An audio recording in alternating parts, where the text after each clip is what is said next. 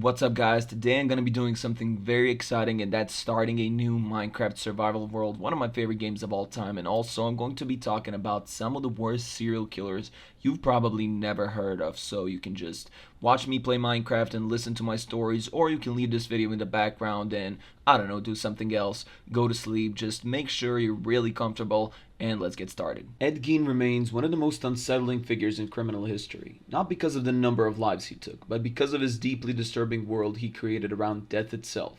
His story blurs the line between reality and nightmare, and it is precisely that strangeness that allows his legacy to echo far beyond the crimes he committed.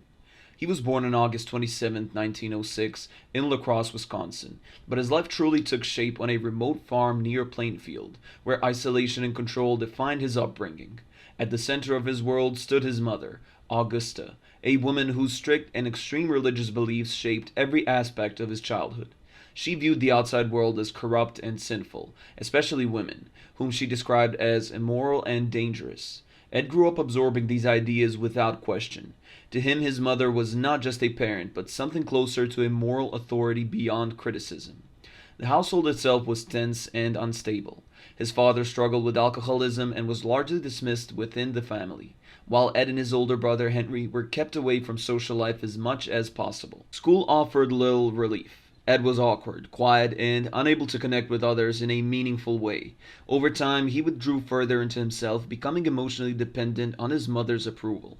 When his father died in 1940, the family dynamic tightened even more. Ed, Henry, and Augusta were left alone on the farm, cut off from the world both physically and psychologically. Then, in 1944, Henry died under suspicious circumstances during a fire on the property. Although officially ruled an accident, questions lingered about what really happened that day. With Henry gone, Ed's bond with his mother became absolute. That bond was shattered in 1945 when Augusta suffered a stroke and passed away. Her death marked a turning point. For Ed, it was not simply the loss of a parent. It was the collapse of the only structure he had ever known. Unable to process the loss, he preserved her room exactly as it had been, sealing it off like a sacred space. The rest of the house fell into decay, mirroring the state of his mind. Left alone in isolation, Ed's interests began to drift toward darker subjects. He immersed himself in books about anatomy, death, and historical atrocities, feeding a growing obsession. Eventually, curiosity turned into action. Under the cover of night, he began visiting local cemeteries, targeting freshly buried graves. He later admitted to exhuming numerous bodies, particularly those of women who resembled his mother in age. What he did with those remains is what would later shock investigators the most.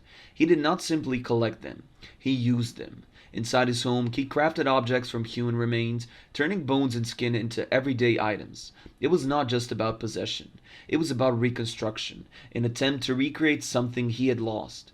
Among his most disturbing creations was a full body suit made from human skin, which he reportedly wore in an effort to physically transform himself into his mother.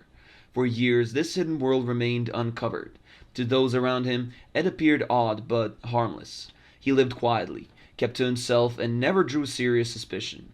That illusion collapsed in 1957 when a local store owner, Bernice Warden, disappeared.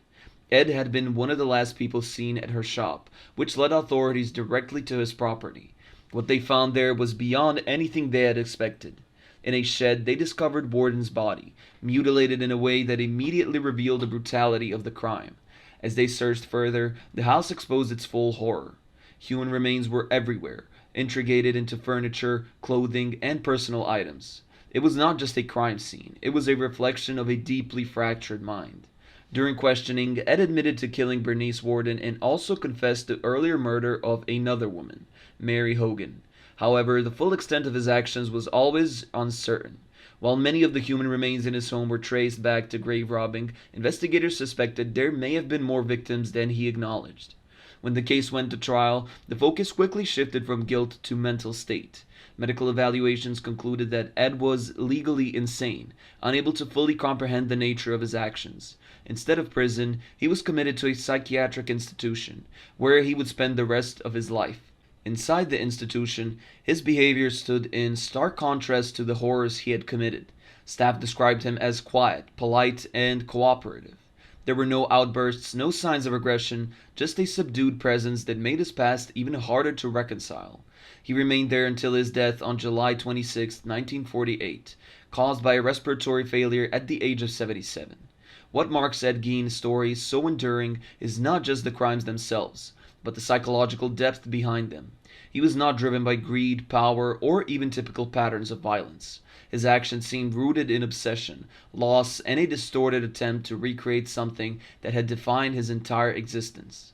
In that sense, his case continues to be studied, not only as a criminal investigation, but as a window into how isolation and unchecked psychological deterioration can lead to something profoundly disturbing. Richard Chase did not resemble the calculated figures often associated with serial murder. There was no pursuit of power, no desire for dominance, no carefully constructed persona. What drove him came from something far less controlled, a mind unraveling under the weight of delusion. Later labeled the Vampire of Sacramento, he believed with absolute conviction that his survival depended on consuming blood. His crimes were chaotic, deeply disturbing, and difficult even for experienced investigators to process. In a span of just weeks, he left behind a series of scenes so violent and erratic that they stood apart for almost anything seen before. Chase was born in 1950 in California, and early signs of instability appeared long before his crimes. His childhood was marked by tension and strict discipline at home. He grew older, his behavior became increasingly troubling. He struggled socially, withdrew from others, and turned to substance abuse during his teenage years. These factors only intensified an already fragile mental state. In his early 20s, his condition worsened dramatically. He began experiencing severe delusions about his own body. He believed his organs were failing, that his blood was deteriorating, and that his life was slowly slipping away from within. These thoughts were not fleeting fears, but fixed beliefs that shaped how he understood reality. From there, his behavior escalated. He became obsessed with the idea of consuming blood could somehow restore him. At first, this fixation involved animals. He would kill them, collect their blood, and consume it in attempts to heal himself. The situation became impossible to ignore, and eventually he was placed in a psychiatric institution. Doctors diagnosed him with paranoid schizophrenia and treated him with medication. For a time, there was some improvement, but the stability did not last. After roughly a year, he was released, and the structure that had kept his condition in check disappeared. Without consistent treatment, his mental state deteriorated quickly. Leaving alone, he withdrew further into his delusions. His apartment reflected his decline, chaotic, unsanitary, and filled with evidence of his increasingly disturbing behavior. By this point, his grip on reality had almost completely vanished. Toward the end of 1977, his actions shifted from animals to people. The transition was abrupt and without clear pattern. One of his earliest known violent acts involved firing into a home at random, an incident that, at the time, did not immediately reveal the danger he posed. Soon after, the violence escalated into murder. His attacks were unpredictable, targeting victims without any clear connection or motive beyond his eternal delusions.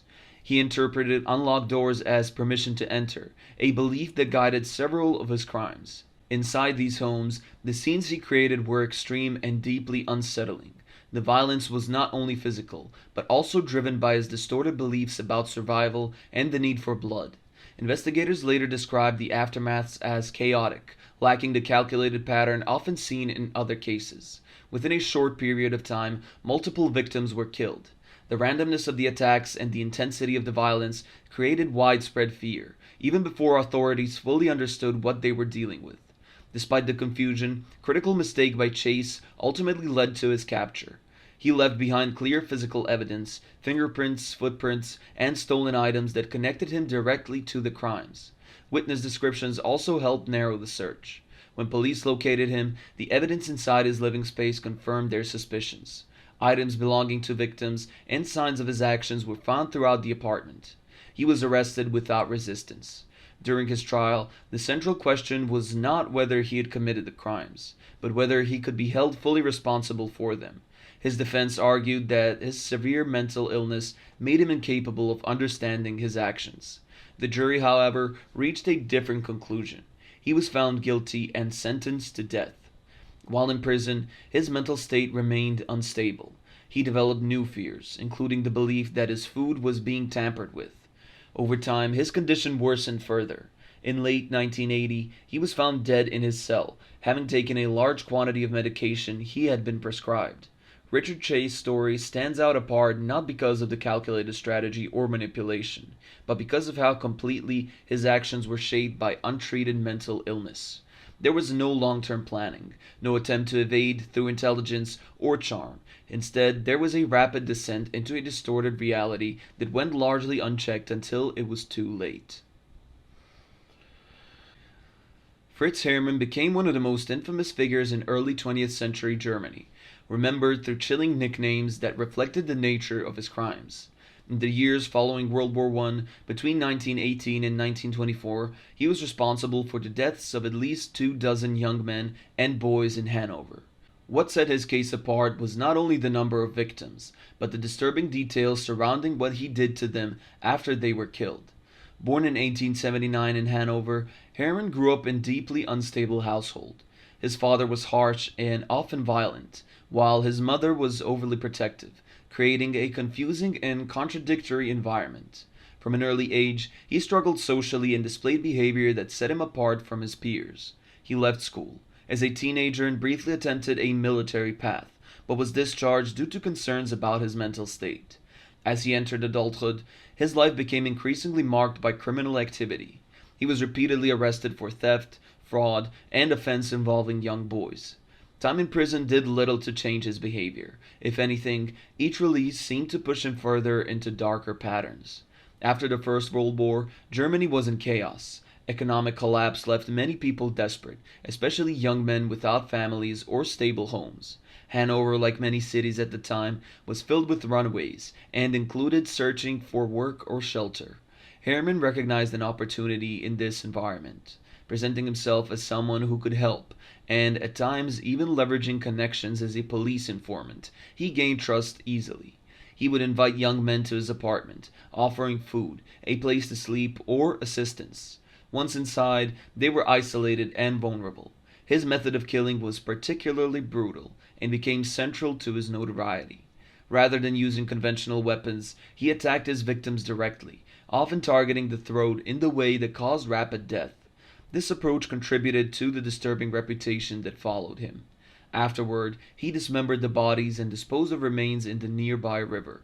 Reports from the time also suggest that during severe food shortages, he may have attempted to disguise human flesh as other meat, though the full extent of this aspect has been debated. For years, disappearances continued without drawing significant attention. Many of the victims had no strong ties or support systems, and in the instability of the post-war period, their absence was not always immediately investigated. That changed in 1924. Human remains began surfacing in the Lane River. What initially seemed like an isolated discovery quickly escalated as more bones and skulls were found. The condition of the remains made it clear that these were not accidental deaths. Public fear grew rapidly, and authorities were forced to take action. As investigators revisited missing person cases, a pattern began to emerge.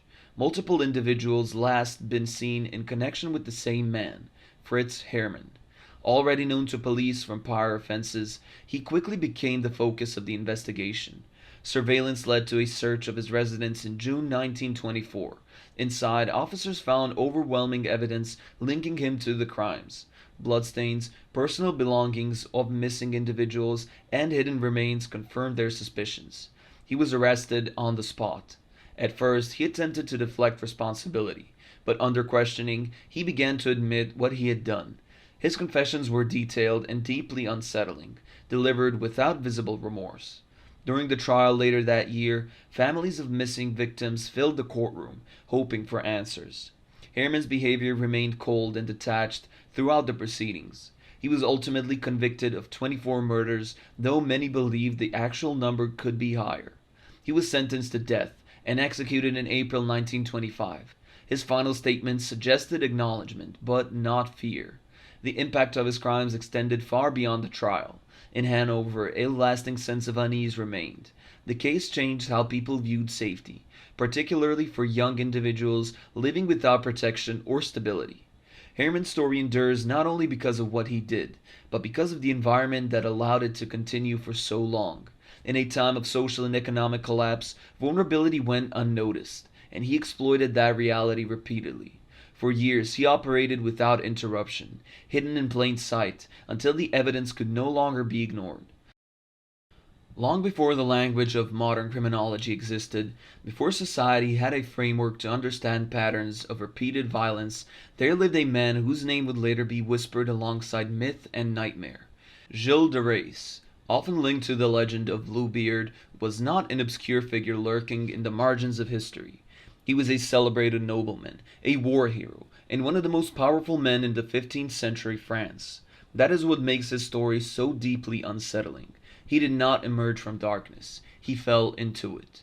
Born in 1405 into immense wealth and privilege, Gilles was raised in an environment where power was not questioned, only exercised. After the early death of his parents, he and his brother were placed under the care of their grandfather, a man who ensured that Gilles received both a military education and a firm grasp of aristocratic influence. From a young age, he was trained not to just fight, but to command. By his late teens, he had already secured a marriage that significantly expanded his fortune, placing him among the richest nobles in France. But his true rise came through war. During the Hundred Years' War, he fought alongside Joan of Arc, one of the most iconic figures in French history. Gilles distinguished himself on the battlefield with both bravery and intensity, earning the title of Marshal of France, an honor received only for the most elite commanders. At that point, his life resembled that of a legend in the making. Wealth, status, military glory. Few could have predicted what would follow. After Joan of Arc was captured and executed in 1431, something shifted in him. Whether it was delusionment, grief, or something deeper that had always been present, his behavior began to change. He withdrew from military life and retreated to his estates. Public appearances became rare. In their place came extravagance and excess. He spent vast sums of theatrical production, elaborate displays, and increasingly strange pursuits that drained his fortune at an alarming rate.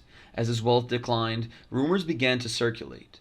At first, they were vague. Stories of unusual gatherings, whispers of dark rituals, unsettling accounts from those who had visited his estates. But rumors alone were not enough to challenge a man of his status. Then, children began to disappear. In villages surrounding his properties, young boys, often from poor families, vanished without explanation. Many were last seen in the company of Gilles, servants lured with promises of food, work, or opportunity. In a time where poverty was widespread and authority figures were rarely questioned, these disappearances did not immediately lead to action. Families searched quietly. Fear spread slowly. Behind the walls of his castles, however, something far more disturbing was unfolding. Testimonies later revealed a pattern of calculated cruelty. Victims were brought into his private chambers, isolated from the outside world. What happened next was described in court records with a level of horror that shocked even a society accustomed to violence. The acts were not impulsive. They were deliberate, repeated, and ritualistic. Gilles was said to take a personal role, observing, directing, and participating with a disturbing sense of control. The violence escalated over time, becoming more methodical, more extreme. Afterward, the bodies were disposed of in ways meant to erase evidence. Remains were burned, buried, or hidden within the vast properties he controlled. The scale of these acts remained hidden largely because of who he was. Power created silence. For years, no one acted against him. His downfall did not begin with the murders themselves, but with an act that crossed a different line. In 1440, during a conflict with a local cleric, Gilles forcibly entered a church and abducted a priest. This was not just a crime. It was a direct challenge to the authority of the church, an institution powerful enough to stand against even the highest nobles. That moment changed everything. An official investigation was launched under the authority of the Duke of Brittany. Once his lands were no longer beyond scrutiny, the truth began to surface rapidly. Witnesses came forward. Servants were interrogated. Under pressure, many confessed to their roles, describing years of violence in chilling detail. Gilles himself eventually admitted to the accusations. Whether this confession came from resignation, strategy, or genuine acknowledgement remains debated. What is clear is that the scale of his crimes stunned those who heard it. Estimates suggested that the number of victims could exceed 100, though the exact figure will likely never be known. His trial became a spectacle, drawing attention from across the region. The contrast between his former status and the nature of his crimes made the case almost impossible to comprehend. A man who had once stood beside a national hero was now being condemned as something far darker. In October 1440, he was sentenced to death. The execution was public, as was customary, but it carried a weight that few others did. Gilles de Rais was hanged and then burned, a symbolic end meant not only to punish but to erase. As the sentence was carried out, the man who had once celebrated as a defender of France was reduced to a cautionary figure. What remains today is a legacy that exists somewhere between history and legend. Over time, his story merged with folklore, contributing to tales like that of Bluebeard, a nobleman who hides unimaginable horrors behind the doors of his home. While details have been debated and re-examined by historians, the core of the story remains deeply disturbing. Gilles de Rais represents a rare and unsettling transformation, not a man who rose from nothing into violence, but one who descended from power into it. His life challenges the assumption that status and respectability act as barriers against brutality. In this case, they may have enabled it. Centuries later, his name still carries a weight that goes beyond documented fact. It lingers as a reminder that the most frightening figures in history are not always those who begin as monsters, but those who become them while the world is still looking the other way. Fred and Rose West appeared, at first glance, to be nothing more than an unusual but otherwise unremarkable couple living in an ordinary neighborhood in Gloucester, England. They had children, a home, and routines that did not immediately stand out. But behind the walls of 25 Cromwell Street, a place that would later become synonymous with horror, they carried out a pattern of abuse and murder that spanned decades. What makes their case especially disturbing is not only the scale of their crimes, but the way they built a shared system around them, reinforcing each other's behavior while maintaining the illusion of normal life to the outside world. Fred West was born on September 29, 1941, in Herefordshire, into a deeply troubled household where strict discipline and dysfunction shaped his early years. There were long-standing allegations about inappropriate behavior within the family, and those experiences appeared to influence his later actions. As he grew older, he developed a record of petty offense and increasingly concerning behavior, particularly toward women. By his teenage years, he had already showed signs of aggression and a lack of boundaries, and in early adulthood he was convicted of a serious offense involving a minor, though he avoided a lengthy prison sentence. Instead of acting as a deterrent, this seemed to mark the beginning of a more dangerous pattern. In 1967, he met Rosemary Letts, who was still a teenager at the time. She came from her own unstable background, marked by control and abuse. Their relationship formed quickly and intensely, creating a dynamic in which both individuals contributed to what followed. Rose was not simply influenced by Fred, nor was she a passive observer. Over time, she became an active participant, and together they developed a shared pattern of behavior that escalated in severity. Their early crimes were closely tied to people within their own lives. One of the first known victims was a young child connected to their household, whose disappearance was initially unexplained. While Fred was incarcerated for an unrelated offense, the child vanished, and evidence later showed that Rose had been responsible. When Fred returned, he assisted in concealing what had happened. Not long after, another woman connected to the family, who had been searching for answers, also disappeared. These early acts set a precedent, showing both their willingness to harm those close to them and their ability to hide it. As the years passed by, their activities expanded beyond their immediate circle. By the mid-1970s, their home had effectively become a controlled environment, where victims brought under false pretenses. Some were offered a place to stay, others were approached in vulnerable situations. Once inside, they were prevented from leaving, and subjected to prolonged abuse. The details are deeply disturbing, involving both physical and psychological harm, often over extended periods of time. Eventually, the victims were killed, and their remains were hidden within the property itself, buried beneath floors or in the garden. The house became a concealed crime scene, with layers of evidence literally built into the construction. Among the most shocking elements of the case was the murder of their own teenage daughter. As she grew older, she began to resist the environment in which she was living and spoke about the abuse she was experiencing.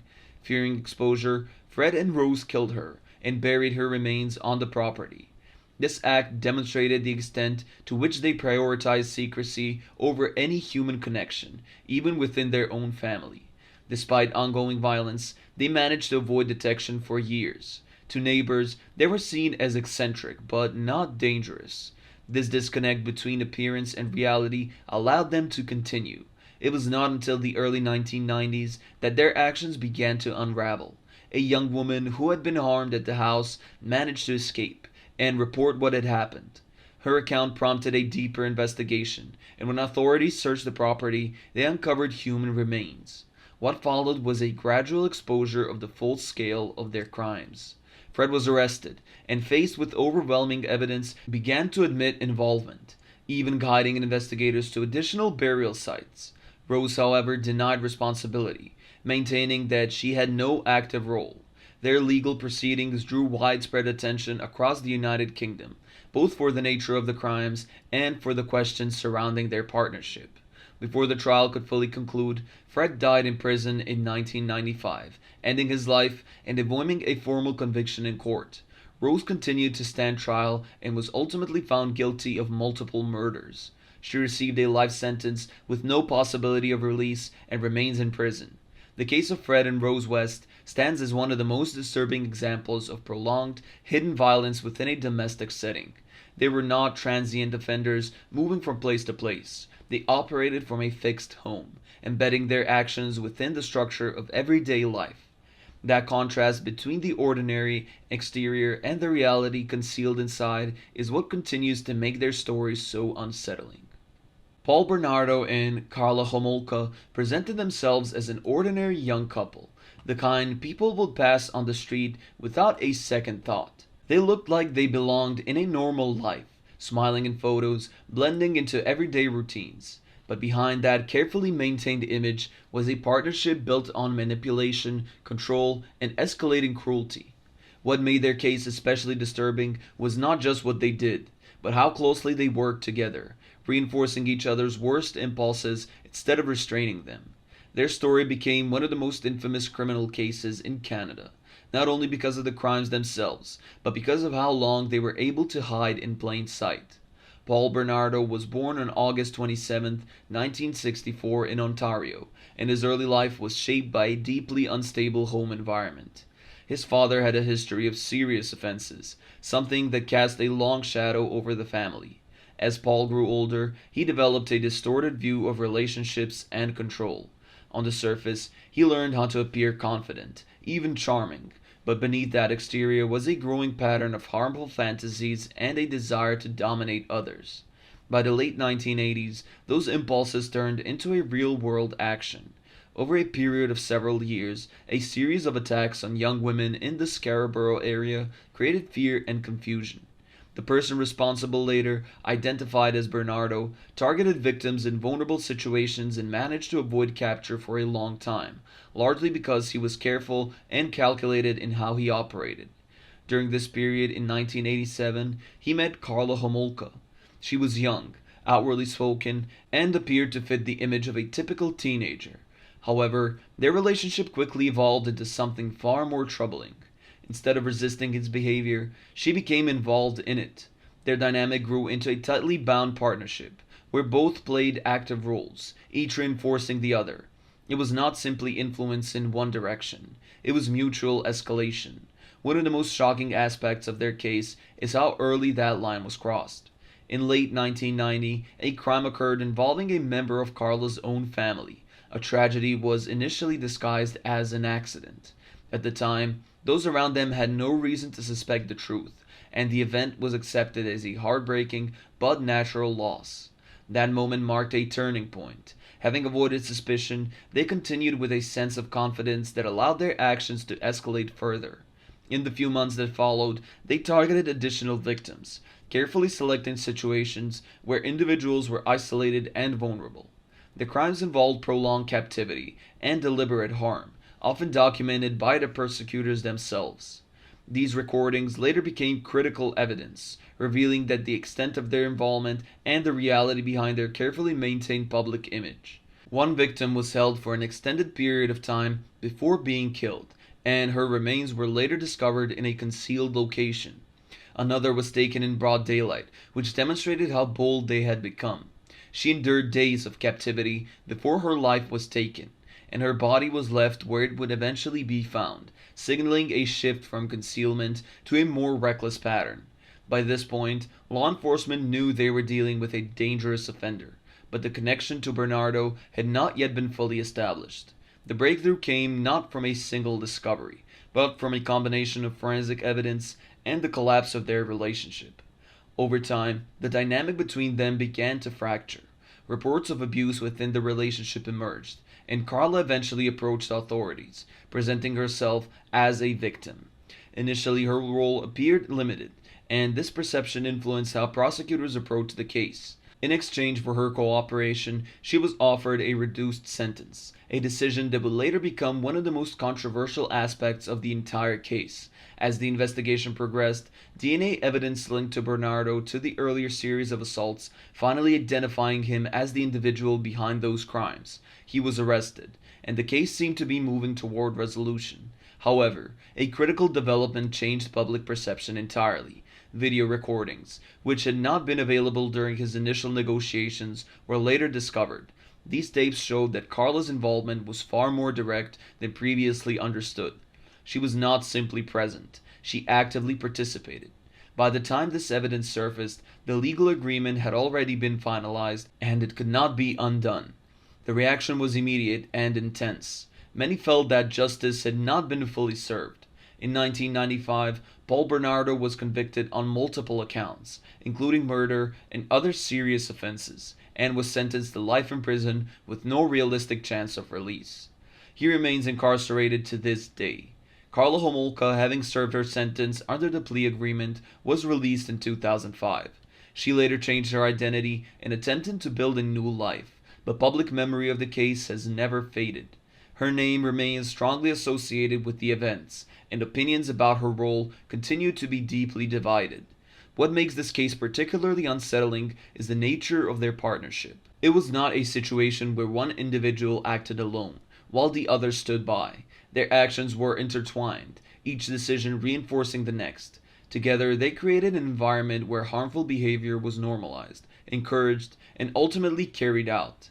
The case continues to be studied, not only for its criminal aspects but also for what it reveals about influence, responsibility, and how perception can shape the outcome of justice.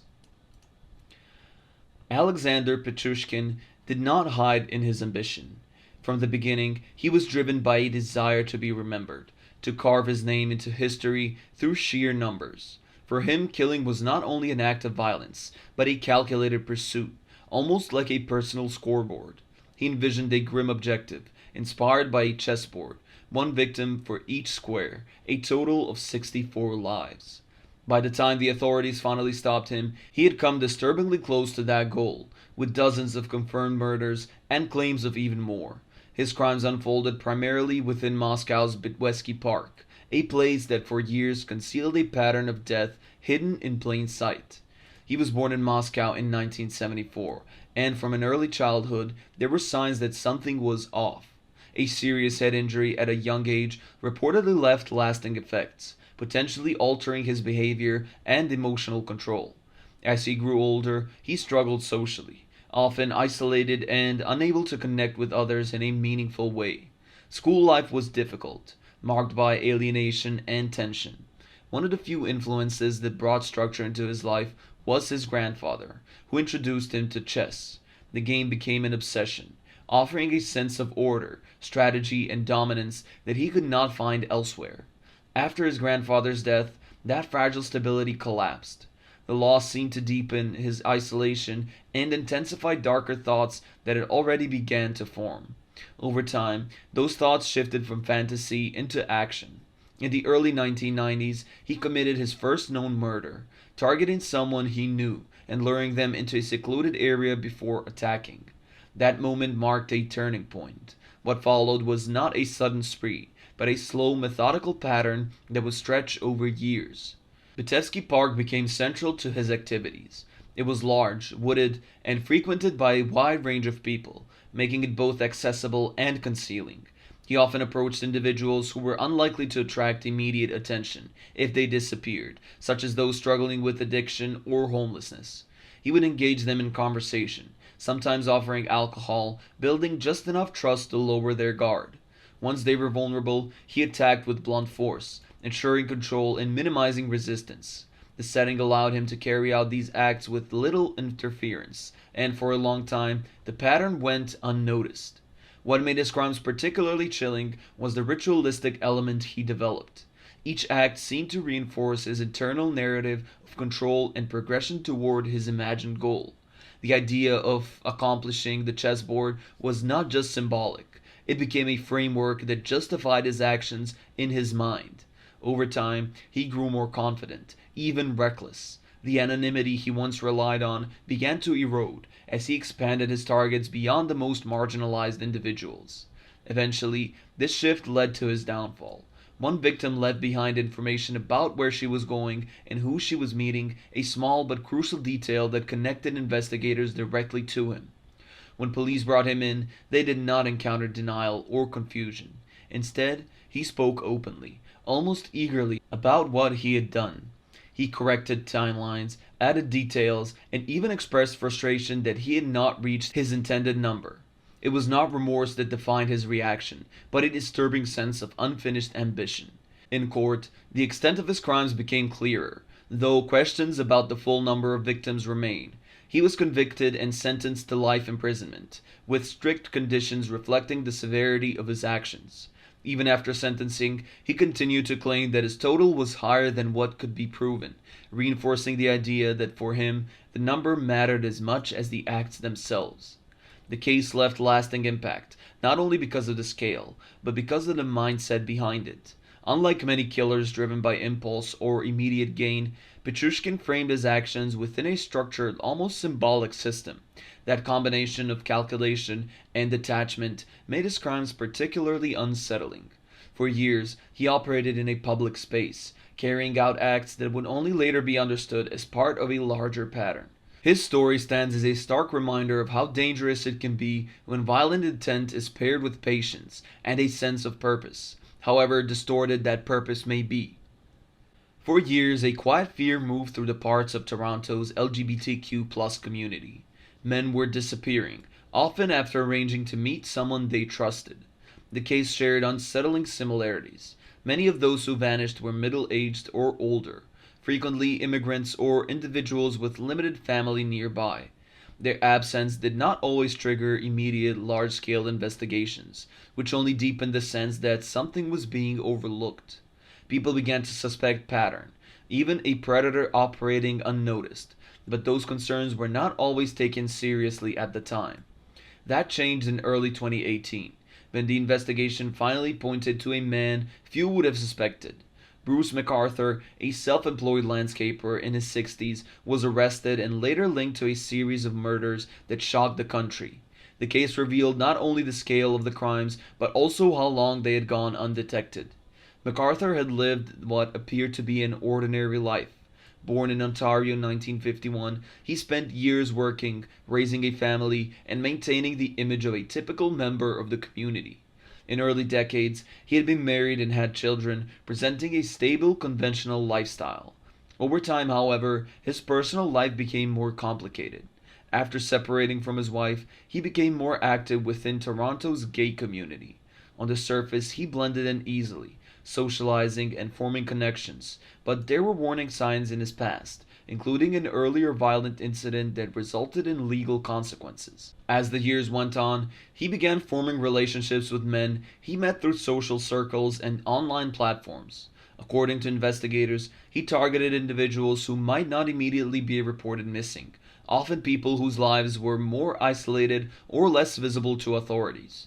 He would arrange meetings, gain their trust, and then isolate them. The attacks themselves were carried out in private settings, allowing him to maintain control and avoid detection. What made the case especially disturbing was how he concealed that evidence. Drawing on his work as a landscaper, he used to access properties and materials to hide human remains in places that would not raise suspicion. Planters and garden spaces across different locations became sites where evidence was concealed for years. It was a method that allowed him to continue drawing attention even as more people disappeared. The turning point came when investigators began re examining missing persons cases with a fresh perspective. Patterns that had once seemed disconnected started to align. A surviving witness also played a critical role by providing information that helped direct attention toward MacArthur. Surveillance, forensic work, and careful review of the past cases gradually built a stronger picture. When police finally searched his residence, they uncovered evidence that confirmed their suspicions. Digital files, personal items belonging to victims, and forensic links tied him directly to multiple disappearances. Further investigation led to the discovery of remains at various sites connected to his landscaping work. The scope of what had happened became undeniable. He was charged with multiple counts of his first-degree murder and later admitted responsibility for several of them. In 2019, he received a life sentence with no chance of parole for decades. Even after the conviction, questions remained about whether the full extent of his actions had been uncovered, as some believe the timeline of his crimes may stretch further back than what was proven in court. The case forced a broader reflection on how certain communities are protected and heard. Many pointed out that early warnings had not been given the weight they deserved, and that this delay may have allowed the crimes to continue longer than they otherwise might have. It became not just a story about one individual, but also about gaps in awareness and response. Bruce MacArthur did not fit the typical image people associate with violent offenders. He was older, outwardly ordinary, and integrated into everyday life. That contrast between appearances and reality is part of what made the case so unsettling. For years, he operated without drawing suspicion, moving through familiar spaces while committing acts that would only later come to light. Between the late 1970s and early 1980s, Atlanta faced a crisis that left entire communities on edge. Children and teenagers, most of them black boys from economically struggling neighborhoods, began vanishing. At first, the disappearances seemed isolated, but as weeks turned into months, a pattern emerged. Bodies were later discovered in rivers, wooded areas, and empty lots. Many showed signs consistent with suffocation or strangulation. Fear spread quickly, not just because of the number of victims, but because no one seemed to know who was responsible or how to stop it. Over roughly 2 weeks, nearly 30 young lives were lost, and the city lived under a constant sense of dread. Families kept their children indoors. Schools and community groups issued warnings. Rumors circulated daily, each more unsettling than the last. Law enforcement faced immense pressure to solve the case, but leads were scarce and often contradictory. The investigation grew into one of the largest in the city's history, involving multiple agencies and an overwhelming number of tips. Still, progress was painfully slow. Everything shifted in the early hours of a spring morning in 1981. Officers conducting surveillance near the Chattahoochee River heard a sudden noise, something hitting the water with force. Moments later, they noticed a vehicle leaving the area. They stopped the car and questioned the driver, a young man named Wayne Williams. He explained that he was out late pursuing opportunities in the music industry, claiming he was searching for talent. With no immediate evidence tying him to a crime, officers let him go, but they recorded his details. Not long after, a body was recovered downstream. That discovery brought renewed attention to the encounter on the bridge. Investigators began looking more closely at Williams, examining his background, movements, and possible connections to the victims. What followed was a case built largely on patterns and forensic links rather than direct eyewitness testimony. Searches of his home and car revealed fibers that appeared consistent with materials found on several victims. There were also reports placing him in contact with some of those who later disappeared. While none of the provided was clear, a direct account of the crimes, it created a narrative that prosecutors would later present in court. They argued that he had targeted vulnerable individuals, gaining their trust before turning on them. In 1981, Williams was arrested and charged. though not for the deaths of young victims that had drawn national attention.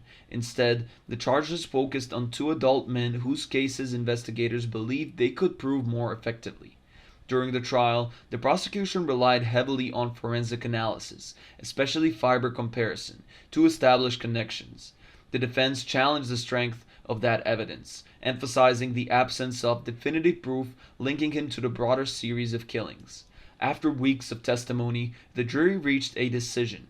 In early 1982, Williams was found guilty of the two murders and sentenced to life in prison. Following the conviction, authorities publicly stated that they believed he was responsible for many of the other deaths as well, and numerous cases were officially closed on that basis. Yet the resolution did not bring closure for everyone. Questions lingered almost immediately.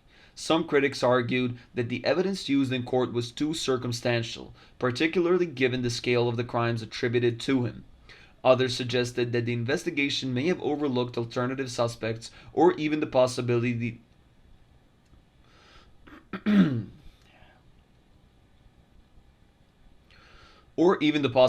that more than one perpetrator was involved. Over time, theories emerged proposing different explanations, ranging from individual offenders to broader conspiracies. None of these have been definitely proven, but they continue to fuel debate. Williams was constantly maintained his innocence, filing appeals and seeking to have his case re-examined. Advances in forensic science have led to a periodic calls for new testing of evidence, with supporters arguing that modern methods could provide clearer answers. Authorities have at times revisited aspects of the case, though no outcome has fundamentally changed his conviction. The events in Atlanta during those years remain one of the most unsettling chapters in American criminal history. Beyond the legal arguments and ongoing controversy, the impact on families and communities is lasting. For many, the case is not just about guilt or innocence, but about whether the full truth was ever uncovered. Even decades later, it stands as a reminder of how complex and unresolved such investigations can become when fear, urgency, and limited evidence collide. Carl Panzram stands out as one of the most disturbing figures in criminal history, not only because of the scale of his violence, but because of the mindset he openly expressed. He was not driven by profit, jealousy, or even a specific personal vendetta. Instead, he described a deep-rooted hatred toward humanity itself, and claimed that causing suffering brought him a sense of satisfaction. By the time he was finally stopped, he admitted to numerous killings, though the next number has never been fully verified and may never be known. His life became a long trail of crime that stretched across continents, marked by brutality, instability, and a complete rejection of any moral restraint. He did not attempt to hide what he was. In fact, he seemed to take pride in it, presenting himself as someone who would fully embrace destruction without hesitation or doubt. He was born in 1891 in rural Minnesota into a poor family, where hardship was constant and discipline often turned into outright abuse. From an early age, his environment was harsh and unstable, and by the time he was still a child, he had already begun acting out through theft, aggression, and destructive behavior. These early signs led to his placement in a state reform institution while still very young, but instead of correction, what he experienced was their only reinforced violence. Reports from that period described extreme mistreatment, including physical punishment and exploitation, conditions that would leave a lasting impact on him. Rather than being rehabilitated, he left the institution more hardened, more resentful, and more disconnected from any sense of empathy or trust in others. As a teenager, he abandoned any attempt at a stable life and began moving from place to place, surviving through crime. He broke into homes, set fires, and assaulted people with little concern for consequences. Arrests became frequent, but prison sentences did not deter him. Each release was followed by more offenses, and over time the severity escalated significantly. What began as property crime and aggression eventually turned into lethal violence. His early murders were tied to robbery or confrontation, but as time went on, he no longer needed practical reason. The act itself became the purpose. During the following years, he lived as a drifter and at times worked aboard ships, which allowed him to travel internationally. This mobility made it easier for him to avoid long-term detection and continue his pattern of violence in different locations. He moved through parts of the United States as well as regions in Africa, South America, and Europe, leaving behind a scattered and often untraceable record of crimes. His own written accounts later described incidents in which he lured victims into isolated situations and killed them before disposing of their bodies in ways that would delay or prevent discovery. Although some of these claims are difficult to confirm, they contributed to his reputation as someone who operated without limits or boundaries. What makes his case especially unsettling is the tone of his confessions. Unlike many offenders who attempt to justify, minimize, or deny actions, he spoke about them in a direct and unapologetic way. He rejected the idea that his past excused his behavior and instead framed his action as deliberate. He expressed no regret. In multiple statements, indicated that he would repeat his actions if given the opportunity. This absence of remorse, combined with the scale of his claims, created a portrait of someone who had completely detached from conventional human values. Eventually, his pattern caught up with him in 1928, where he was arrested in Washington, D.C., initially for burglary. While in custody, he began to provide detailed accounts of his past crimes. At first, authorities doubted the scope of what he was saying, but as they investigated further, elements of his story aligned with known cases and missing persons reports, strengthening the credibility of at least part of his confessions. He was sentenced to a lengthy prison sentence, but even incarceration did not stop his violence. Within prison walls, he killed a staff member, an act that ensured a death sentence would follow. When he stood before the court, he showed no hesitation or regret. His statements remained consistent with the person he had constructed, one defined by hostility and defiance rather than fear or remorse. In 1930, his life ended by execution, bringing a close to a trajectory that had been shaped by violence from an early age and had escalated unchecked for decades. Even after his death, his writings and statements continued to circulate, often cited as some of the most chilling examples of a mindset completely devoid of empathy. His story is frequently discussed not only because of what he did, but because of what it reveals about the potential consequences of extreme neglect, abuse, and untreated behavioral issues, combined with a personal embrace of violence as identity rather than impulse. He did not seek fame in the traditional sense, yet his words ensure that his name would endure as a symbol of unrestrained hostility toward the world around him. Ronald Dominique spent almost 10 years moving through rural areas of Louisiana, while men continued to vanish without explanation. Their bodies were later discovered in isolated places such as ditches, fields, and canals, often showing signs of severe violence and restraint. Many of the victims were young, poor, or homeless, which meant their disappearances initially drew little attention from authorities. At first, the cases appeared unrelated, but over time, investigators began to see a disturbing pattern. These were not isolated incidents, but part of a long-running series of murders. By the time law enforcement understood the scale of what was happening, at least 23 men had already been killed. When the suspect was finally identified in 2006, the revelation shocked the public. The person responsible was Ronald Dominique, a quiet, overweight man who lived a largely unnoticed life in trailer parks and temporary shelters. He did not match the common expectations of a serial offender. He appeared ordinary, even forgettable, yet behind that exterior was someone responsible for one of the most extensive murder cases in Louisiana history. Ronald Joseph Dominique was born January 9, 1964, in a small town in Louisiana. He grew up in a working-class household in a conservative environment where differences were often not accepted. From an early age, he experienced bullying related to his appearance, voice, and social behavior. He also struggled with his sexual identity in a setting where such topics were heavily stigmatized, which contributed to his isolation. As a result, he became withdrawn, avoiding conflict and spending much of his time alone. During his school years, he was described as quiet, awkward, and socially invisible. He did not attract attention, nor did he cause trouble. After finishing school, he briefly attended college but dropped out due to academic difficulties. In adulthood, he moved between low-wage jobs such as delivery work and parking lot maintenance. His life lacked stability, relationships, or social connections, and over time, his isolation deepened further. By the late 1990s, that isolation shifted into something far more dangerous. Around this period, the killings began, though the connection between them was not immediately recognized. Over the following years, Dominique began targeting vulnerable men he encountered in rural and semi-rural areas. His victims were often individuals with stable housing or strong social ties, making it less likely that their disappearances would be reported quickly or investigated thoroughly. His approach involved gaining trust through offers of temporary shelter, food, or money, often in exchange for sexual contact. Once alone with his victims, he would restrain them and carry out violent assaults that ended in death. Their bodies were then left in remote environments such as swamps, fields, and roadside areas, frequently exposed and abandoned in a way that delayed identification. For years, law enforcement failed to link the cases. The victims came from marginalized backgrounds, which contributed to delays in recognizing the pattern.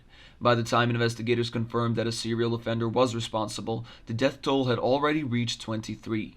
In 2006, Dominique made a critical mistake when one of potential victims became suspicious and reported him to the police.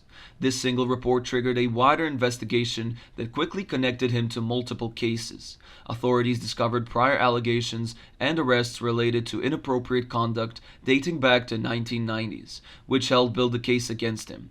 As evidence accumulated, investigators were able to link him to several crime scenes. He was arrested on December 1, 2006, at a shelter in Louisiana where he had been staying. Confronted with the evidence, he eventually admitted to the killings. His confessions described the events in a detached and unemotional manner, confirming responsibility for 23 murders. During questioning, he explained that he targeted men he perceived as physically stronger than himself, fearing they might report him if they survived his assaults. This fear, combined with actions, led to repeated cycles of violence that escalated into murder. In 2008, he accepted a plea argument and pleaded guilty to multiple counts of first-degree murder, avoiding the death penalty in exchange for multiple life sentences. He was sentenced to spend the rest of his life in prison, with no possibility of release. Unlike many well-known offenders, Dominique did not present a charismatic or manipulative personality. Instead, he was described as unremarkable and easily overlooked, which contributed significantly to how long he remained undetected. His case is often referenced as one of the most severe in Louisiana's history, illustrating how offenders who do not attract attention can sometimes operate for years before being discovered. Belo Kish was long regarded by the people of a small Hungarian town as nothing more than an ordinary, respectable man. He worked as a tinsmith, ran a modest but successful business, and maintained a reputation as polite, intelligent, and dependable. To those around him, he appeared to be a quiet, stable figure, who lived a predictable life on the outskirts of society. However, behind the walls of his secluded home, a far darker reality was unfolding. In 1914, investigators searching his property uncovered a horrifying scene that completely changed his legacy. Hidden across the grounds were 24 large metal containers, each one holding a decomposing human body preserved in alcohol. The discovery revealed that Kish had been luring women into his home, killing them, and storing their remains in a deliberate and methodical way. The scale and organization of the evidence placed him among the most disturbing killers ever recorded in Hungary. Belo Kish was born in 1877 in Hungary. Very little is documented about his early childhood, but by adulthood he had established himself as a skilled tradesman and businessman.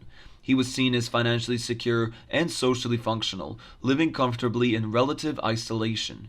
Despite his outward respectability, he never entered into a stable marriage. Instead, he employed a housekeeper and spent much time of his private time corresponding with women he met through newspaper personal advertisements. Using these advertisements, he presented himself as a lonely widower, seeking companionship. This persona proved effective, attracting numerous women from across the country. What they did not realize was that these invitations led directly into a trap. Between roughly 1905 and 1914, several women who traveled to meet him were never seen again, though at the time there was no clear connection linking their disappearances to him.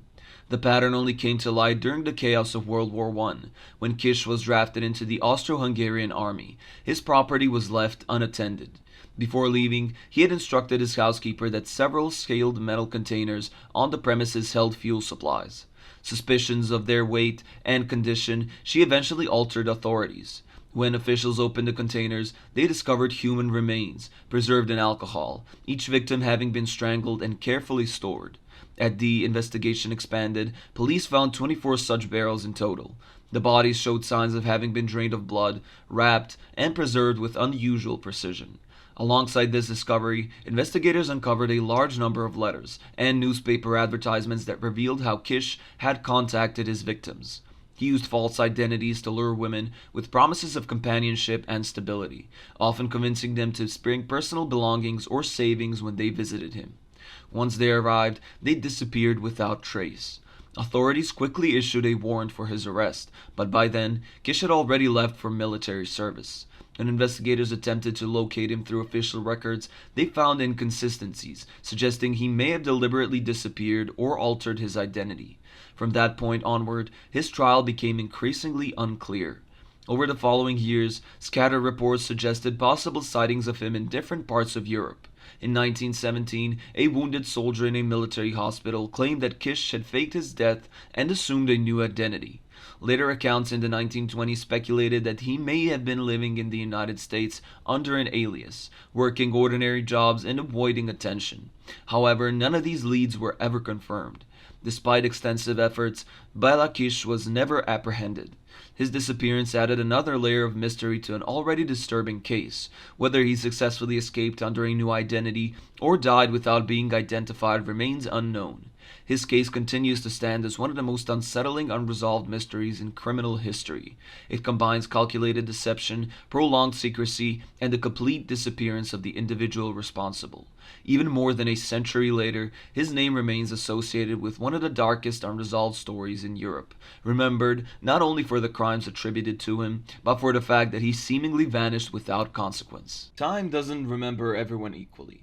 Some names rise, polished and repeated, while others disappear into the background, leaving only faint traces behind. Among those forgotten edges are people who lived quietly, spoke calmly, and appeared completely ordinary, yet carried something far more unsettling within them. Not every darkness is accidental. For some, it grows slowly, almost invisibly, until it becomes a need they can no longer ignore. What follows is not dramatized legend or exaggerated myth, but a closer look at reality as it was, and the uneasy questions it still leaves behind. Some of these individuals were calculated, some were chaotic, some were never even identified, but all of them forced the same thought: how well do we really recognize danger? We begin with someone who challenged the very idea of what a threat looks like. Ted Bundy never matched the image people expected to fear. He did not rely on intimidation or obvious force to approach his victims. Instead, he used something far more effective. He was articulate, composed, and outwardly trustworthy. People did not step away from him. They leaned in. Born in 1946 in Vermont, Bundy's early life was shaped by confusion and secrecy. For years, the truth about his family was hidden behind a carefully maintained story. The people he believed were his parents were not, and the revelation of that reality would leave a lasting impact. Whether it directly influenced what he later became is debated, but it marked the beginning of a complicated psychological landscape. As a child, he did not stand out in ways that would alarm most people. He was intelligent, capable of blending in, and often described as polite. Yet there were moments where hinted at something misaligned. He kept to himself more than others, and some accounts describe behavior that felt subtly off, though not enough to raise serious concerns at the time. During adolescence, those internal tensions deepened. He struggled socially and often compared himself to others he saw as more successful or confident. Instead of withdrawing completely, he adapted. He learned how to present himself in a way that would earn trust. Over time, that version of himself became convincing. By the early 1970s, he was attending the University of Washington, studying psychology. He appeared focused, ambitious, even admirable. He volunteered on a crisis hotline, speaking to people in their most vulnerable moments and helping them hold on. To those who worked alongside him, he seemed empathetic and steady. Nothing about him suggested what would later be uncovered. In 1974, a shift became impossible to ignore. Young women began disappearing under circumstances that initially seemed unrelated. Public places, daytime, no clear pattern. The common link was not immediately obvious, because Bundy did not behave like a typical predator. He approached with ease, often pretending to need assistance. Sometimes he wore a sling or cast, pretending a sense of harmlessness that lowered suspicion. That was the moment he relied on. Once isolated, the situation changed completely. Victims were overpowered, taken elsewhere, and never seen again. As the number of cases increased, fear spread, but confusion slowed and clear understanding of what was happening. Bundy moved between locations, avoiding detection by constantly changing his environment. Each new place gave him a reset.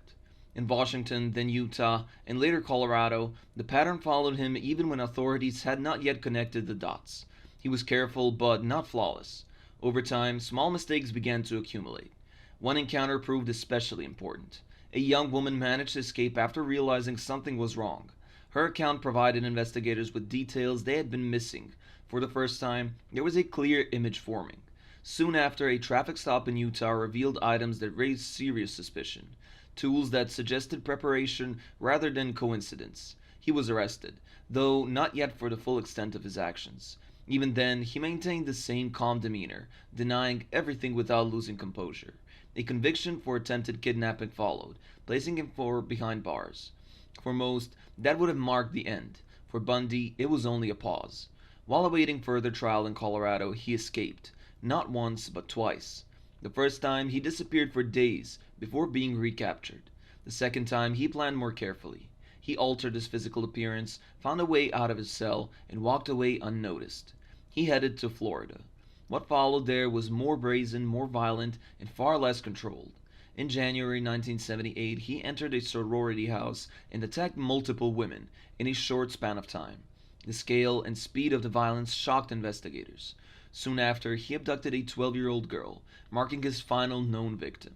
By then, the margin for error had vanished. He stopped by police in Florida, this time unable to talk his way out of suspicion. Evidence tied him to multiple crimes, and the case against him began to solidify. The trial that followed drew national attention. Unlike most defendants, Bundy chose to take an active role in his defense, questioning witnesses and addressing the court directly. His behavior only added to the strange public reaction surrounding the case. Some were fascinated by him in a way that blurred the line between curiosity and something more unsettling.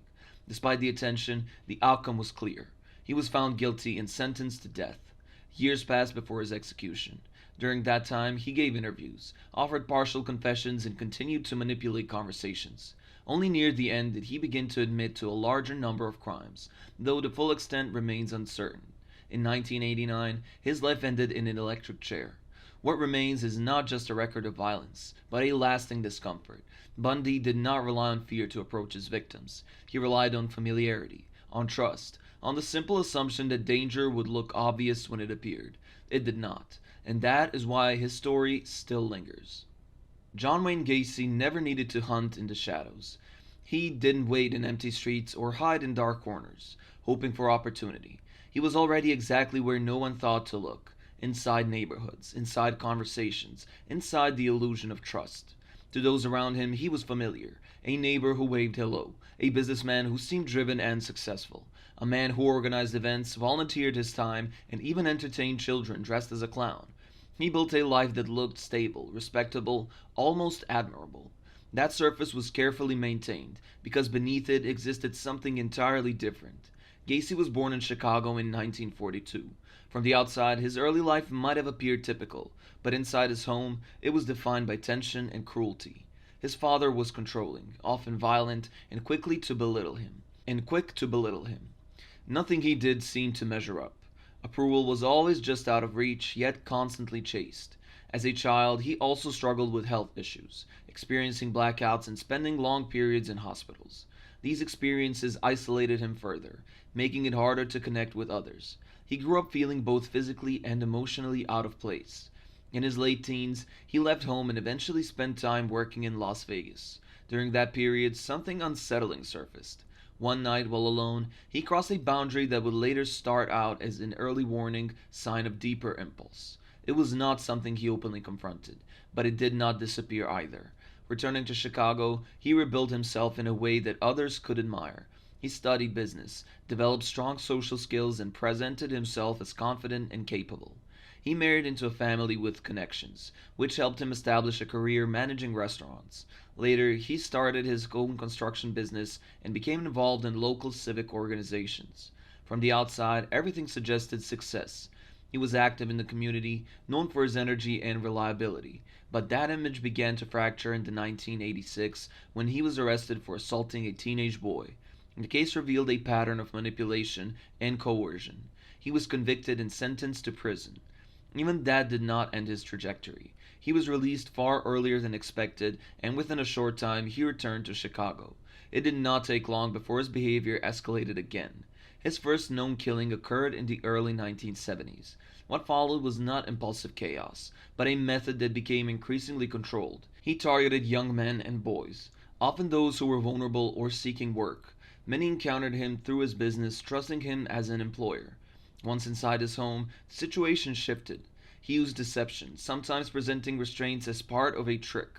By the time his victims understood what was happening, it was too late. Control was central to everything he did. He extended it as far as possible, even after their lives were long gone.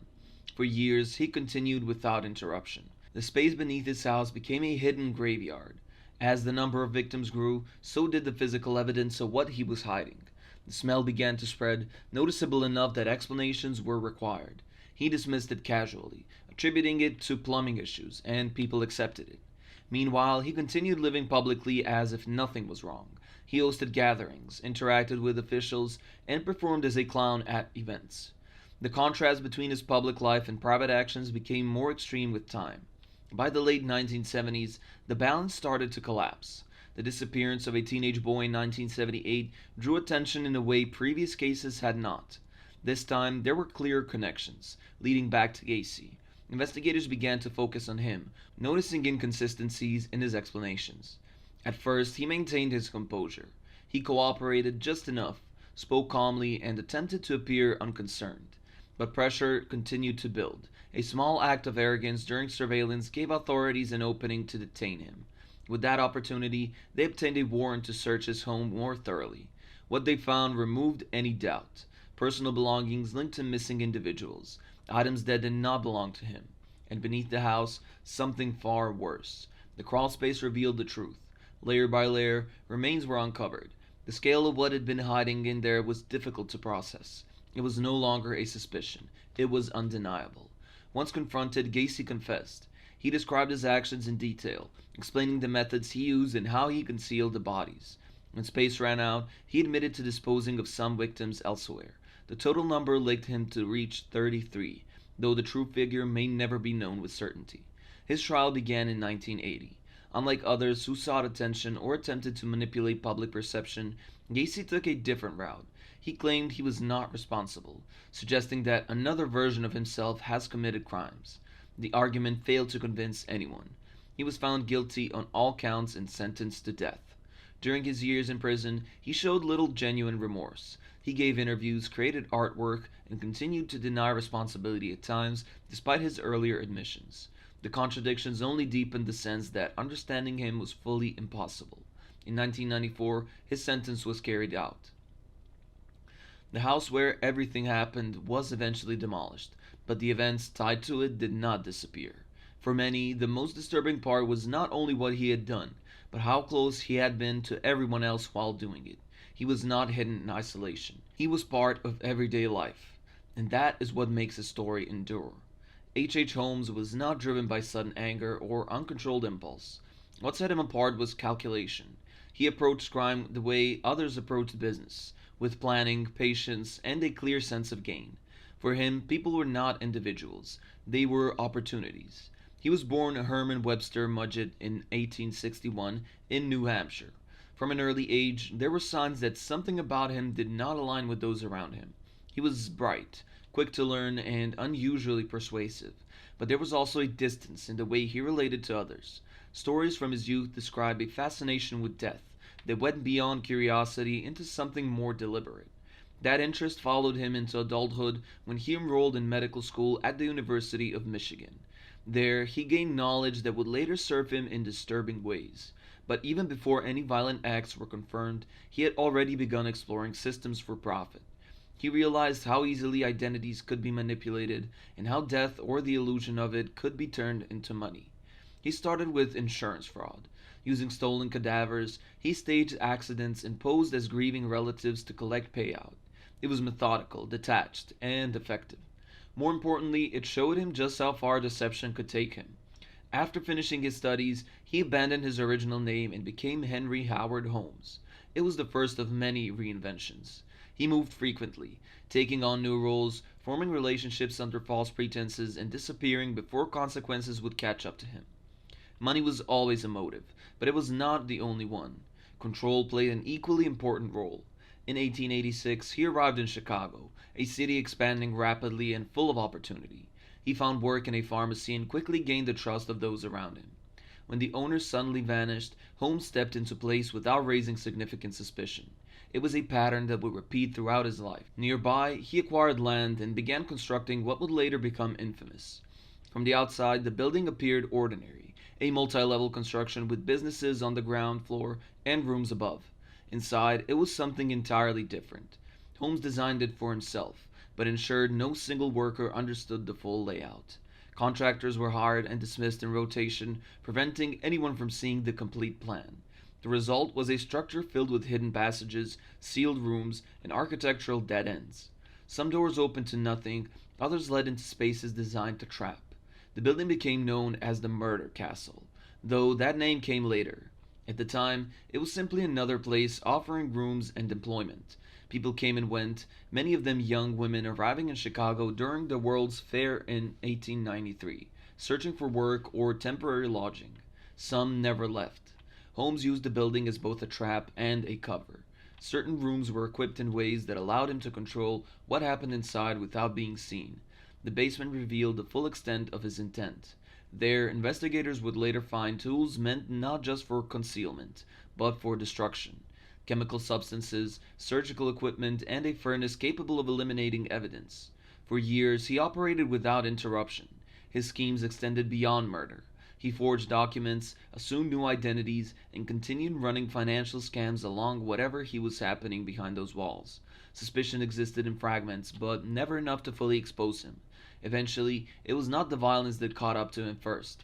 It was greed. A failed insurance scheme in 1894 forced him to leave Chicago.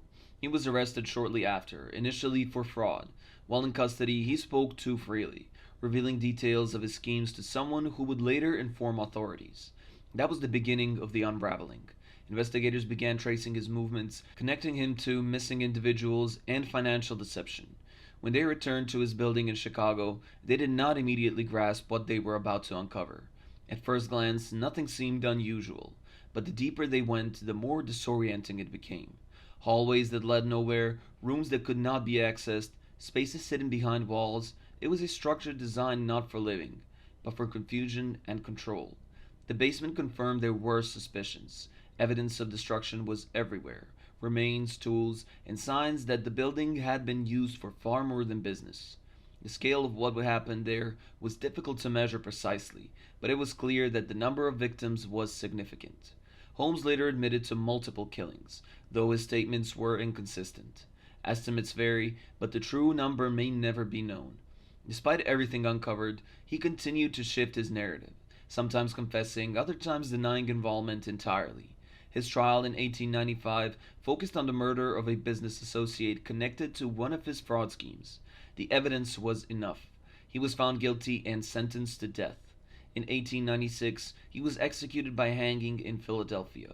Even at the end, he remained composed, offering little in the way of emotion or explanation. After his death, rumors spread that he had somehow escaped, that even execution had not been enough to stop him. Decades later, those claims were disproven, but the speculation itself reflected the impact he had left behind. The building he constructed no longer stands, but the idea of it endures, not just as a place, but as a concept, a structure designed with intent, built for shelter, but for manipulation and control also. Holmes represents a different kind of fear, not sudden, not chaotic, but deliberate. A reminder that some of the most dangerous individuals are not driven by impulse, but by patience, planning, and the belief that they will never be caught. The Zodiac Killer was never just a man who took lives. He was something far more elusive, something that refused to be pinned down or understood. In the later 1960s, as California pulsed with change and optimism, he moved through it like a shadow that could not be caught. He did not hide in silence. He made sure he was heard. He wrote, he called, he taunted. Fear was not a byproduct of his crimes. It was the entire point. What made him different was not only what he did, but how he chose to be seen. Most killers try to disappear. He did the opposite. He was forced the world to look at him, even though no one knew who he was. He turned violence into a spectacle and the public into unwilling participants in a game they could not win. At first, confirmed attack was just days before Christmas in 1968. A quiet night, a young couple, a secluded road outside Vallejo. David Faraday and Betty Lou Jensen had no reason to believe they were in danger. It was their first date, the kind of night that should have faded into a warm memory. Instead, it became something final. A car pulled in. A man stepped out. No words that mattered. No hesitation. A shot to the head. Another victim running, desperate, only to be cut down before she could escape. When it was over, nothing was taken. No robbery, no clear motive, no trace of identity.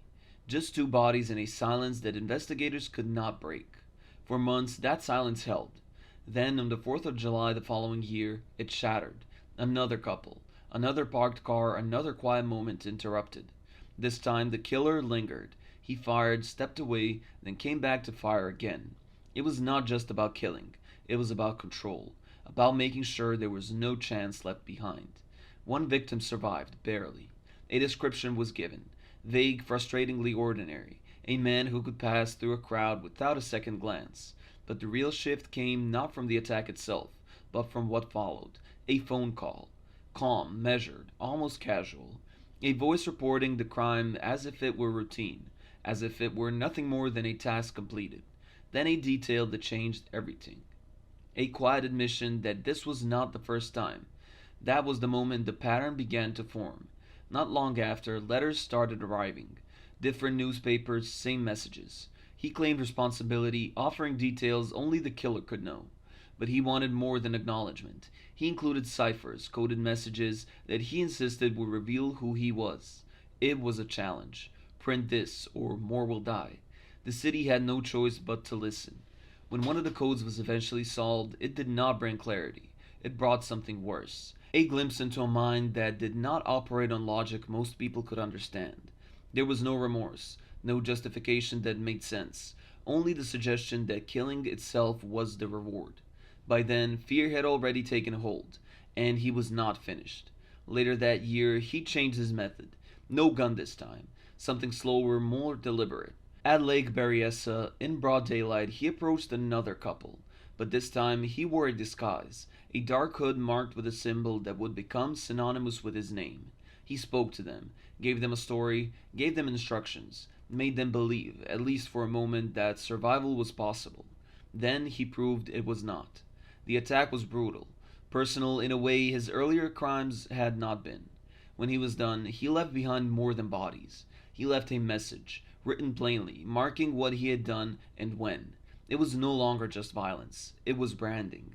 One of the victims lived long enough to tell the story. The others did not. Again, a call followed. Again, the same calm voice. As if none of it required effort. Weeks later, he escalated once more. This time, not in isolation, but within the structure of city itself. A cab driver in San Francisco. A routine fare. A quiet street. A single shot ended it. But what came after revealed just how close he could come without being stopped. Witnesses saw him, clear enough to describe, close enough that police should have caught him, and yet he walked away. A mistake in communication, a detail lost, misreported. Officers searching for the wrong person while the right one moved past them unnoticed, blending back into the world as if nothing had happened. The next day, proof arrived in the mail.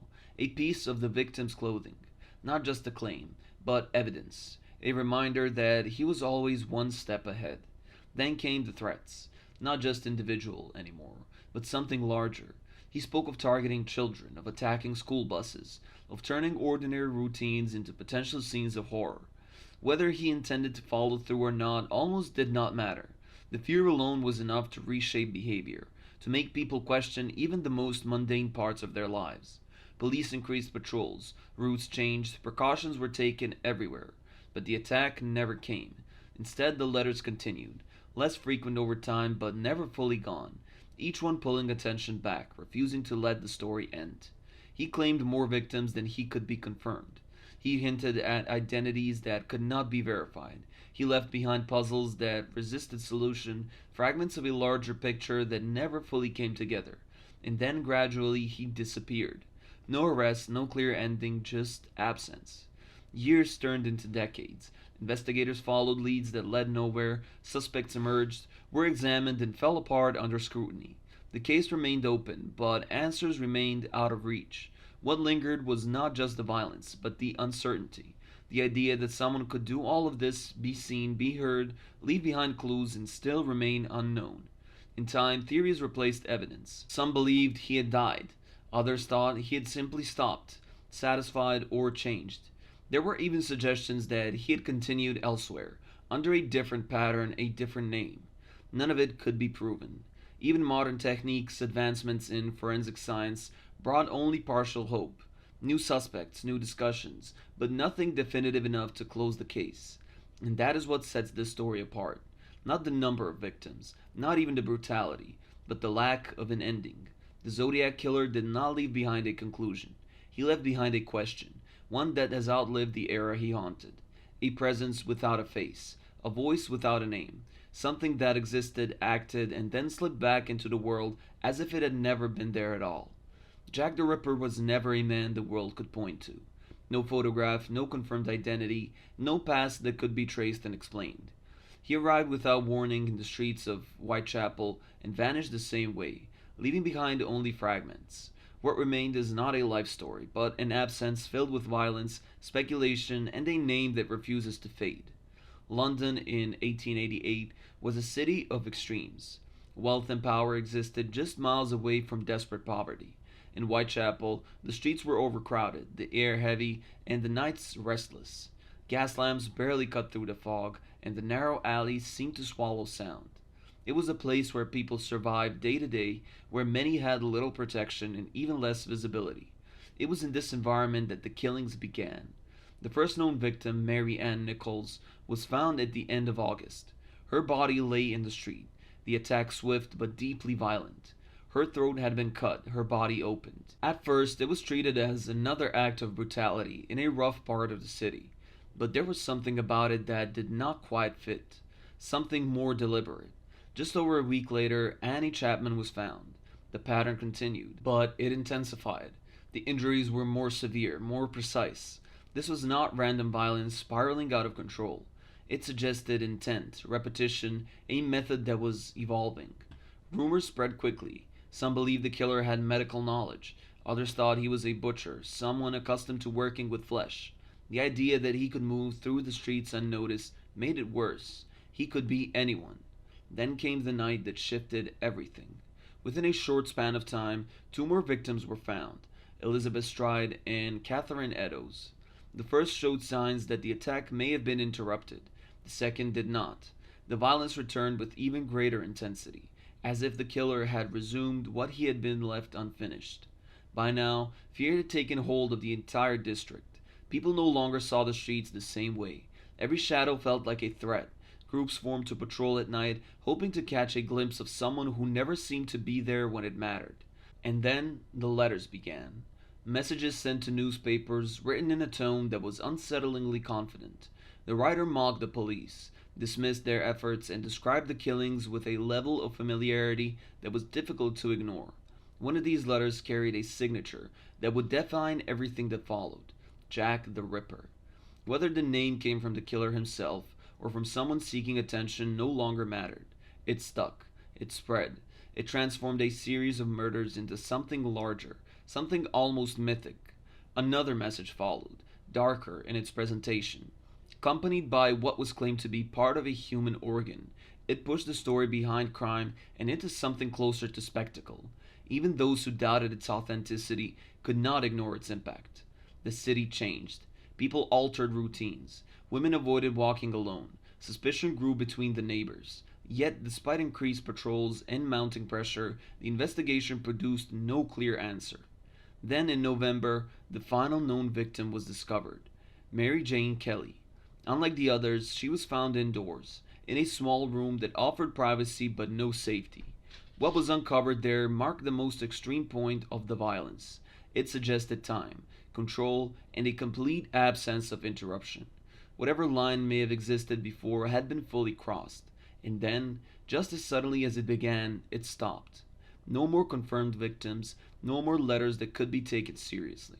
No arrest, no resolution. The case remained open, but it had lost its momentum. Without new evidence, it slowly drifted into uncertainty. In the years that followed, names emerged. Suspects were proposed, examined, and debated. Some seemed plausible, others less so. A local man with a troubled mind, a professional with access and knowledge, even theories involving figures of statues and conspiracy. Each brought attention, none brought closure. Modern analysis has attempted to revisit the evidence. Advances in forensic science have offered possibilities that did not exist at the time. Yet, even now, conclusions remain disputed. Too much time has passed, too much contamination, and too many unknowns. What endures is not certainty, but the absence of it. Jack the Ripper exists in a space between history and legend. The facts are limited, the interpretations endless. He is not remembered as only for what he did, but for what he was never discovered. A figure without a face, a story without an ending. The streets of Whitechapel still exist. The paths, the buildings, the layout of a place that once held so much fear. People walk now as observers, looking back into something that cannot fully be reconstructed. Because in the end, the most unsettling part is not just the violence. It is that someone could do all of this, leave behind so much, and still remain unknown. Harold Shipman did not resemble what most people imagine when they think of a killer. There was no sense of menace in his appearance, no obvious warning in his behavior. He was not hidden in darkness or drifting from a place to place. He was steady, familiar, and dependable. A doctor, the kind of man people welcomed into their homes without hesitation. That was what made him so effective. For more than 2 decades, he operated in full view of the public, never needing to chase victims or force control. It was given to him freely. Patients trusted him with their health, their fears, their final moments. He sat beside them, spoke calmly, reassured families, and when the time came, he ended lives with something as simple as an injection. There was no struggle, no noise, no scene that would raise suspicion. Just a quiet death, explained away as natural, signed off by the very man who caused it. By the time the truth surfaced, the scale of what he had done was almost impossible to comprehend. Officially, he was linked to over 200 murders. Some estimates push that number far higher. Each case followed a pattern that for years went unnoticed. Shipman was born in 1946 in Nottingham, raised in a strict household where discipline and expectation shaped his early life. He formed a close bond with his mother, a relationship that would later be examined repeatedly in attempts to understand him. When she became terminally ill, he witnessed her decline firsthand. Doctors administered morphine to ease her suffering, and he saw the way it altered her condition. Relief and death, delivered through the same method. It was an experience that seemed to leave a lasting impression.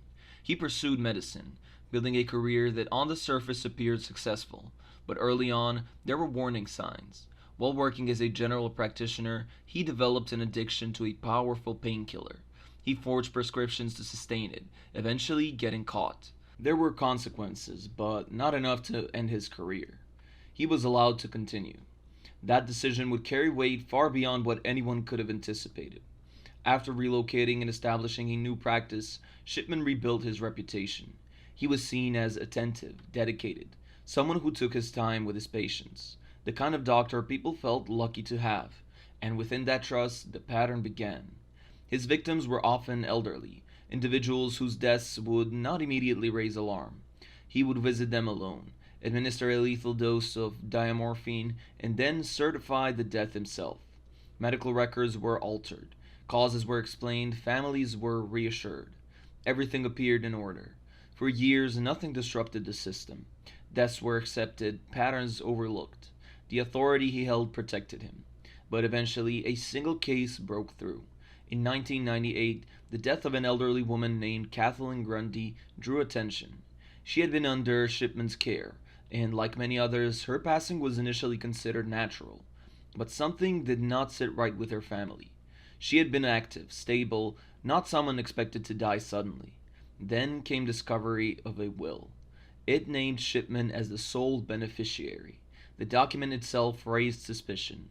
It did not match her usual style, and the circumstances surrounding it were difficult to ignore. Her daughter took the matter to the authorities, pushing for a closer look. This time, the system did not dismiss it. Her body was exhumed, and the results were clear. A lethal dose of diamorphine had been administered. There was no longer any question that something was wrong. Once investigators began to examine Shipman's history, the pattern that had gone unnoticed for so long became impossible to ignore. A higher number of deaths connected to his career, many occurring under similar circumstances, many followed by cremation, eliminating the possibility of further examination. But not all. Additional exhumations confirmed the same cause, the same method, the same quiet precision. In 1998, Shipman was arrested.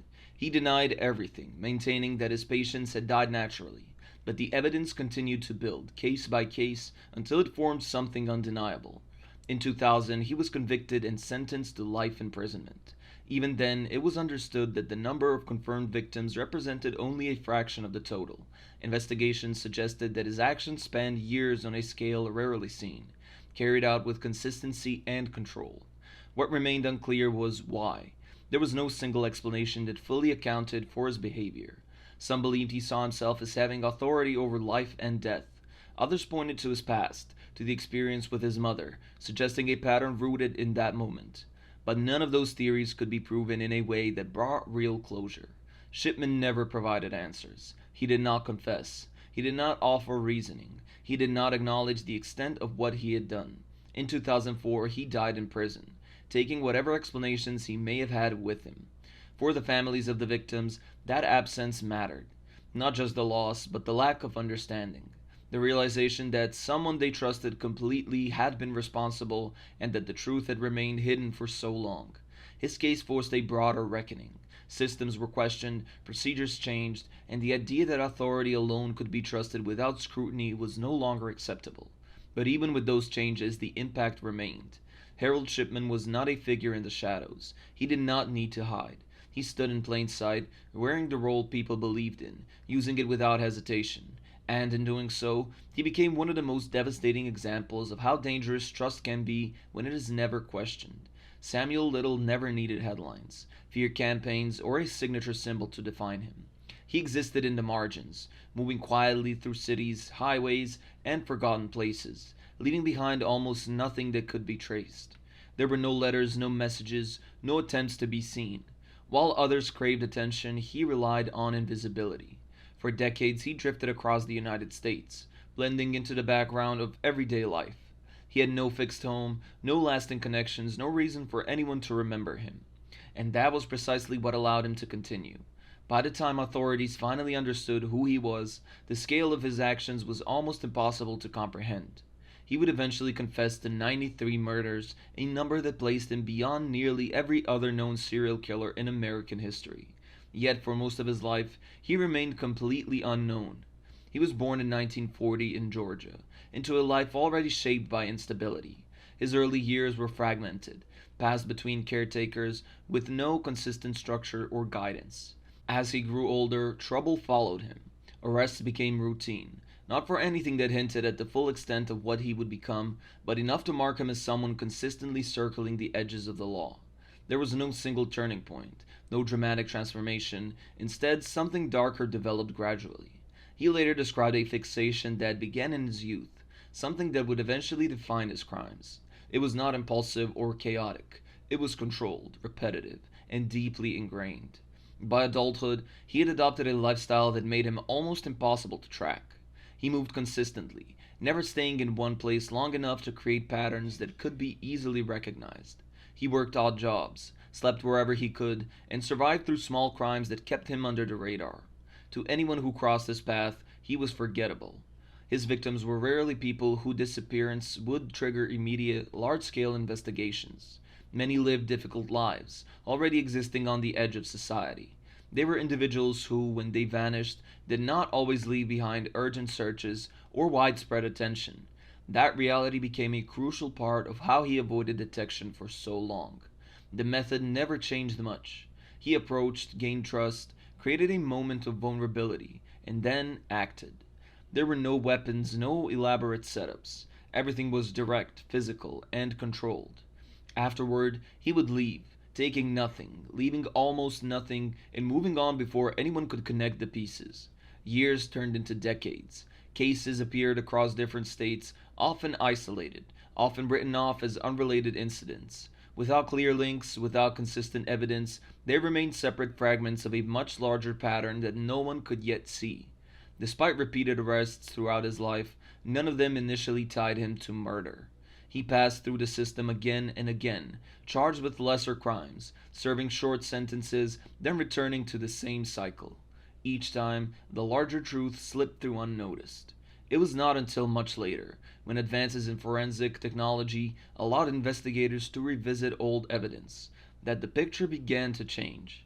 A routine arrest led to a DNA match. Then another. Slowly, cases that had once seemed isolated began to connect. When he was finally confronted with the evidence, something unexpected happened. He did not deny everything. Instead, he began to talk. What followed was one of the most extensive confession processes ever recorded. He described locations, faces, moments, not vaguely but with precision. He remembered details that had long since been lost to time, details that allowed investigators to reopen and solve cases that had been dormant for decades. One of the most unsettling aspects was how clearly he recalled his victims. He even sketched their faces from memory, portraits that would rather help identify individuals who had remained unnamed for years. If that was a crime, time had not erased anything for him. Authorities worked to verify his claims, case by case. Many were confirmed. Others remained under investigation. Even now, the full number may never be known with certainty. In 2019, the FBI officially recognized him as the most prolific serial killer in American history, based on confirmed and credible confessions. It was a conclusion built not on speculation, but on a growing body of evidence that continued to expand long after his arrest. He spent his final years in prison, continuing to provide information, continuing to fill in gaps that had existed for decades. There was no clear expression of remorse, no definitive explanation that could fully account for his actions, only details, faces, and a long trail of lives that had intersected with his. He died in 2020, at the age of 80. Even after his death, the investigation did not end. Cases are still being examined, identities still being confirmed, families still receiving answers after years, sometimes decades of uncertainty.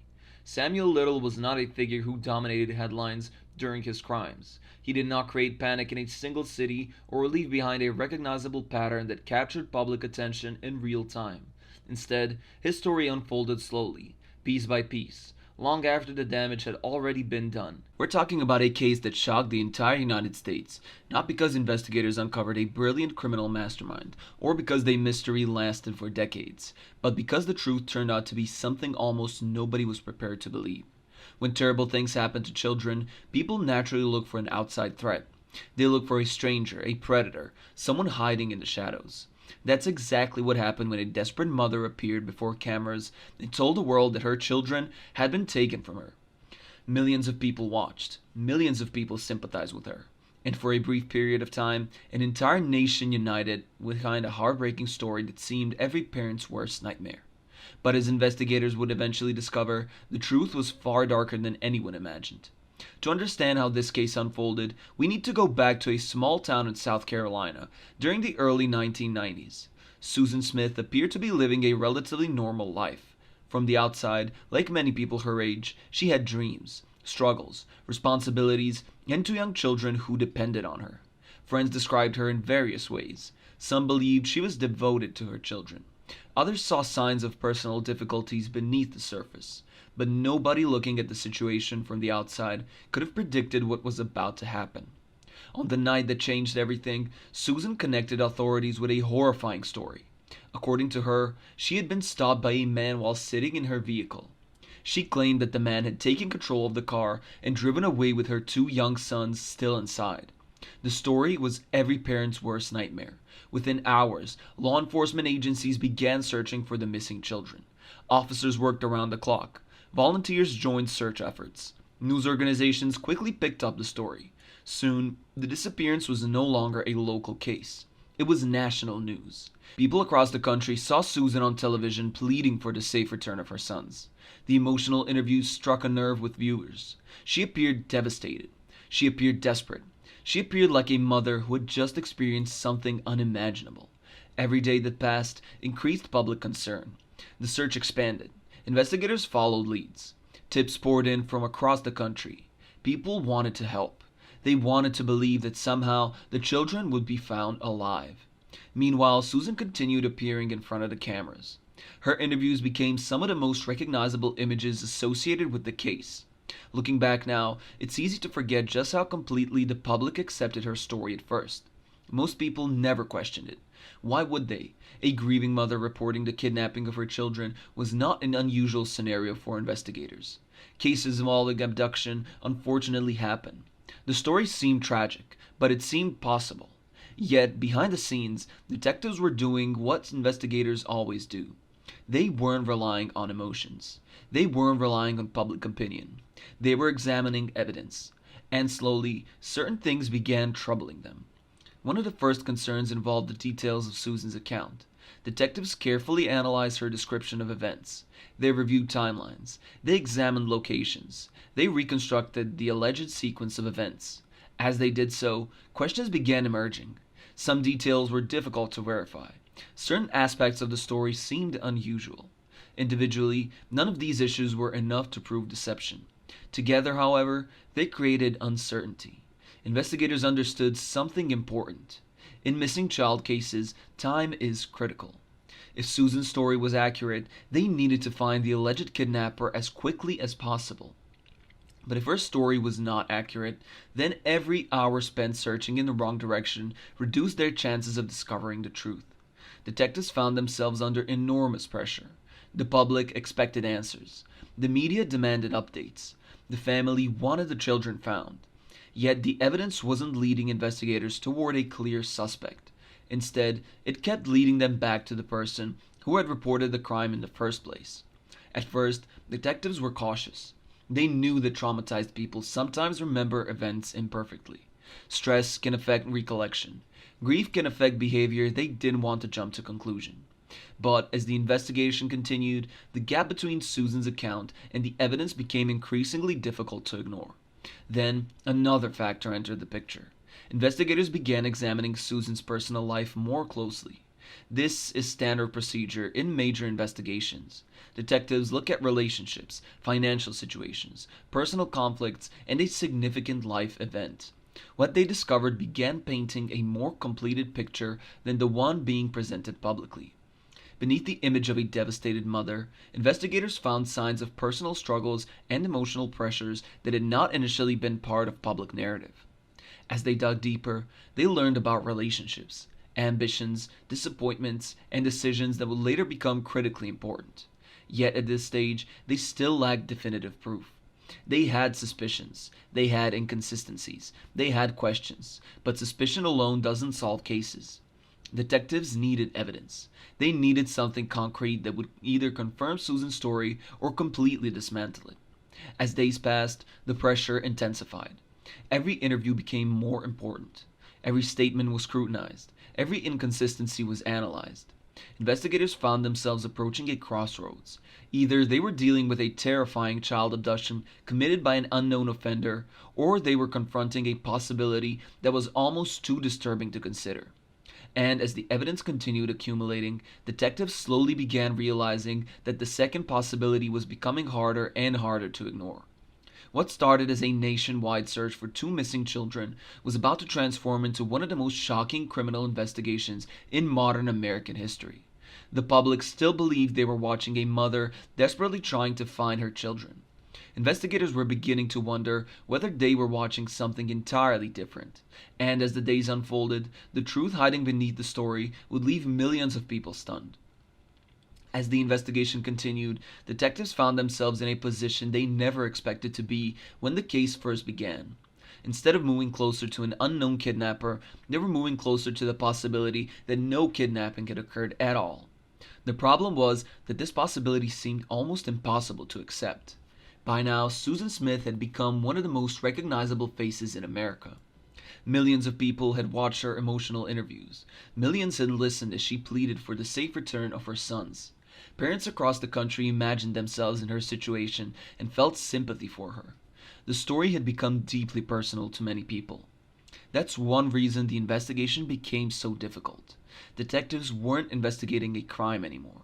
They were investigating a narrative that the entire country had already accepted as true. Yet, evidence doesn't care about public opinion. Evidence follows its own path, and the path investigators were following was leading somewhere unexpected. One of the biggest turning points came out as detectives continued examining the details of Susan's account. Every major investigation involves repetition. Witnesses are interviewed multiple times. Statements are compared. Timelines are reconstructed repeatedly. The goal is not to trap people. The goal is to determine whether the facts remain consistent. As investigators spoke with Susan again and again, they noticed something troubling. Certain details seemed to shift. Certain explanations became difficult to reconcile with physical evidence. Questions that should have had straightforward answers often produced uncertainty. Experienced investigators know that innocent people can sometimes appear inconsistent, especially after traumatic events. However, they also know that fabricated stories often become increasingly difficult to maintain over time. Every new detail must fit with every previous detail. The larger the story becomes, the harder the task becomes. Detectives began feeling that they were encountering exactly that problem. Meanwhile, they continued examining Susan's personal life. What they discovered was a series of pressures and circumstances that had largely remained hidden from public view. Investigators learned more about her relationships, her emotional struggles, and aspects of her life that suggested things were far more complicated than they appeared during television interviews. One particular area attracted significant attention. Detectives uncovered information regarding a romantic relationship that had become extremely important to Susan. As they explored that relationship, they began understanding why investigators would later focus so heavily on motive.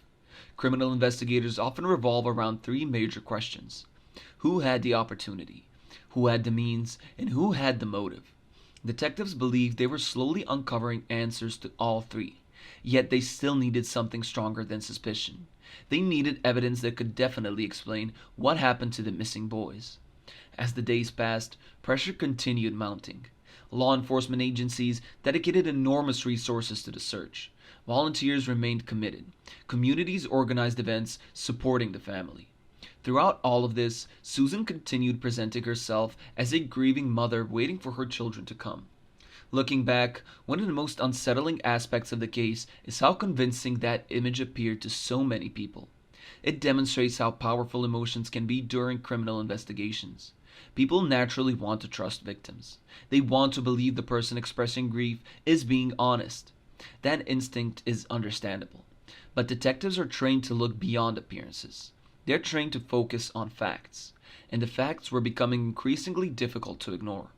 Eventually, investigators reached a point where they believed they needed to confront Susan directly.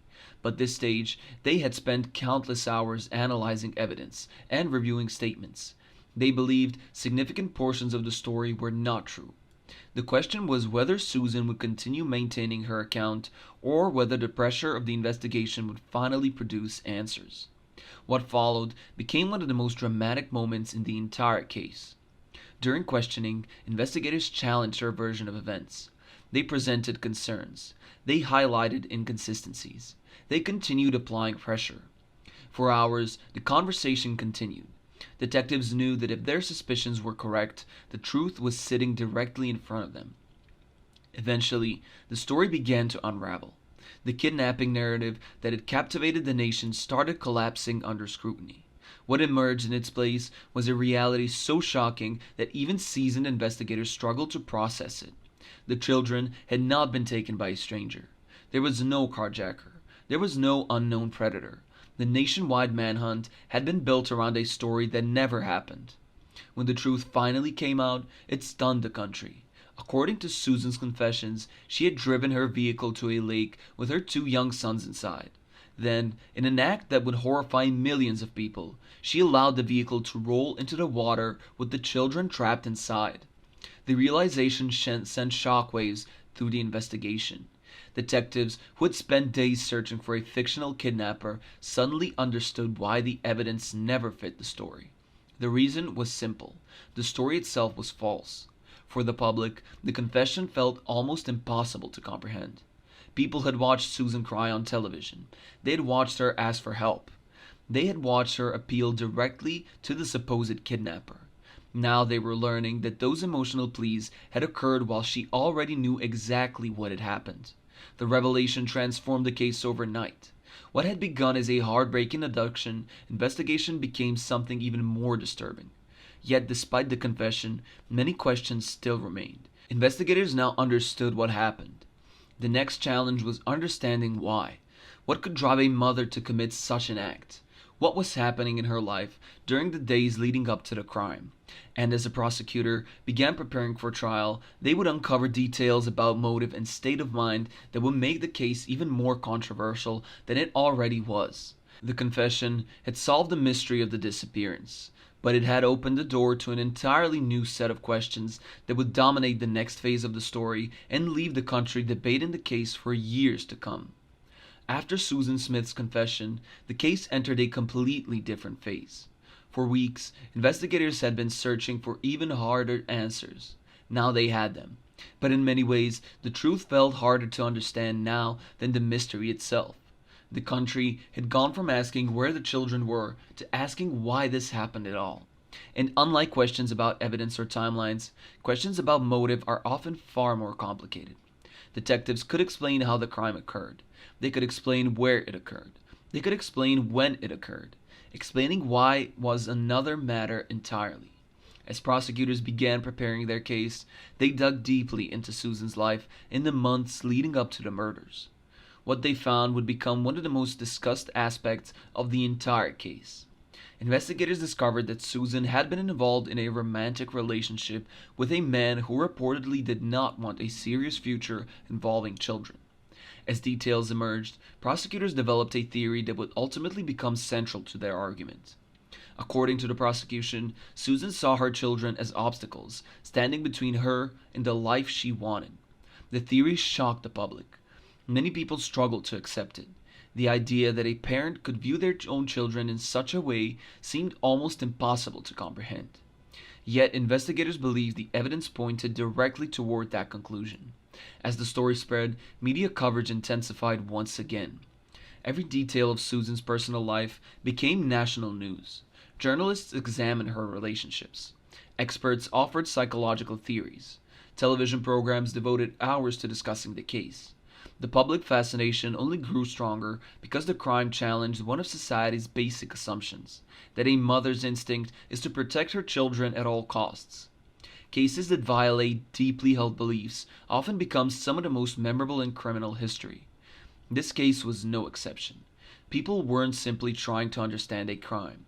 They were trying to understand behavior that seemed completely incompatible with what most people believed about family, parenthood, and love. As the trial approached, both sides prepared very different narratives. Prosecutors focused on motive, planning, and the confession itself. They argued that Susan had made a deliberate decision and then attempted to hide the truth by creating a fictional carjacking story.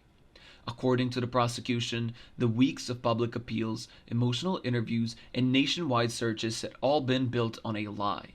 The defense, meanwhile, focused heavily on Susan's mental and emotional state. They argued that her actions could not be understood without examining the psychological struggles she had experienced throughout her life. Evidence regarding her past, her mental health, and her personal history became major parts of the legal battle. This created one of the most controversial aspects of the case. Many people agreed that Susan was responsible for the deaths of her sons. The debate centered on understanding her mindset and determining what punishment was appropriate. Throughout the trial, jurors heard testimony that painted a far more complicated picture than the public initially understood. Witnesses described emotional difficulties, personal trauma, and struggles that had existed long before the crime occurred. At the same time, prosecutors reminded jurors of the devastating consequences of Susan's actions. They focused on the children, emphasizing that whatever challenges Susan faced, 2 innocent lives had been lost. The trial became a collision between accountability and explanation. Not justification, but explanation. Understanding why something happens is not the same as excusing it. That distinction became critical as jurors weighed the evidence. Outside the courtroom, the case continued generating enormous public attention. Some people viewed Susan as one of the most manipulative criminals in modern history because of the false kidnapping story and the emotional appeals that followed. Others focused more heavily on her psychological condition and the factors that may have contributed to the crime. The result was a national debate that extended far beyond the courtroom itself. Years later, people would still be discussing the case, not because there was uncertainty about what happened, but because there was so much disagreement about how to interpret it. Eventually, the legal proceedings reached their conclusion. Susan Smith was convicted and sentenced for the murders of her sons. For investigators, the verdict marked the end of one of the most emotionally exhausting cases of their careers. For the community, it brought a measure of closure. For the family members affected by the tragedy, however, closure was far more complicated. The loss remained, the grief remained, the questions remained. After all the legal cases ended, people continued trying to understand how such a tragedy could occur. And perhaps that's why the Susan Smith case continues to be remembered decades later. It wasn't simply the crime itself that shocked the country. It was the contrast between appearance and reality. The public believed they were watching a desperate mother searching for her children. Investigators eventually discovered they were watching someone who already knew the outcome from the very beginning. That realization transformed the case from a heartbreaking disappearance into one of the most disturbing criminal investigations in American history. And while the story of Susan Smith was coming to an end, the next case would involve a completely different kind of horror. Because unlike a crime that unfolded within a family, the next story would take place in a setting where people are supposed to feel safe, protected, and cared for. It would begin inside a hospital, a place dedicated to saving lives. Yet, what investigators eventually uncovered there would leave an entire country questioning how such a thing could happen in a place built around trust. The Susan Smith case disturbed people because it shattered one of the strongest assumptions society has about human behavior. Most people believe that parents will instinctively protect their children. When that belief was broken, the entire country struggled to make sense of it. But the next case would challenge a different kind of trust altogether. This time, the setting wasn't a family home. It wasn't a dark road on an isolated location. It was a hospital, a place where frightened parents brought their children expecting care, treatment, and safety. Hospitals are built on trust. Patients trust doctors. Families trust nurses. Parents trust that when they leave their children in the hands of medical professionals, those professionals will do everything possible to help them recover. That's why the next story became one of the most shocking criminal cases in British history. Because investigators eventually concluded that the danger wasn't entering the hospital from the outside. According to authorities, it was already inside. Long before the case became national news, before headlines appeared across newspapers, before criminal investigators arrived, Ward 4 at the Graham and Keswin Hospital looked like an ordinary pediatric ward. Children came and went every day. Some were admitted for respiratory infections. Others were recovering from surgery. Some had relatively minor illnesses and were expected to return home quickly. For parents, the ward represented hope. Their children were receiving professional care. Doctors and nurses monitored them around the clock. Most families expected that after a few difficult days, life would return to normal. Nobody walking through the ward could have imagined that they were witnessing the early stages of a case that would eventually horrify an entire country. During the early months of 1991, staff members began noticing something unusual. At first, incidents appeared unrelated. A child would suddenly deteriorate without warning. Another patient would experience a mysterious medical emergency.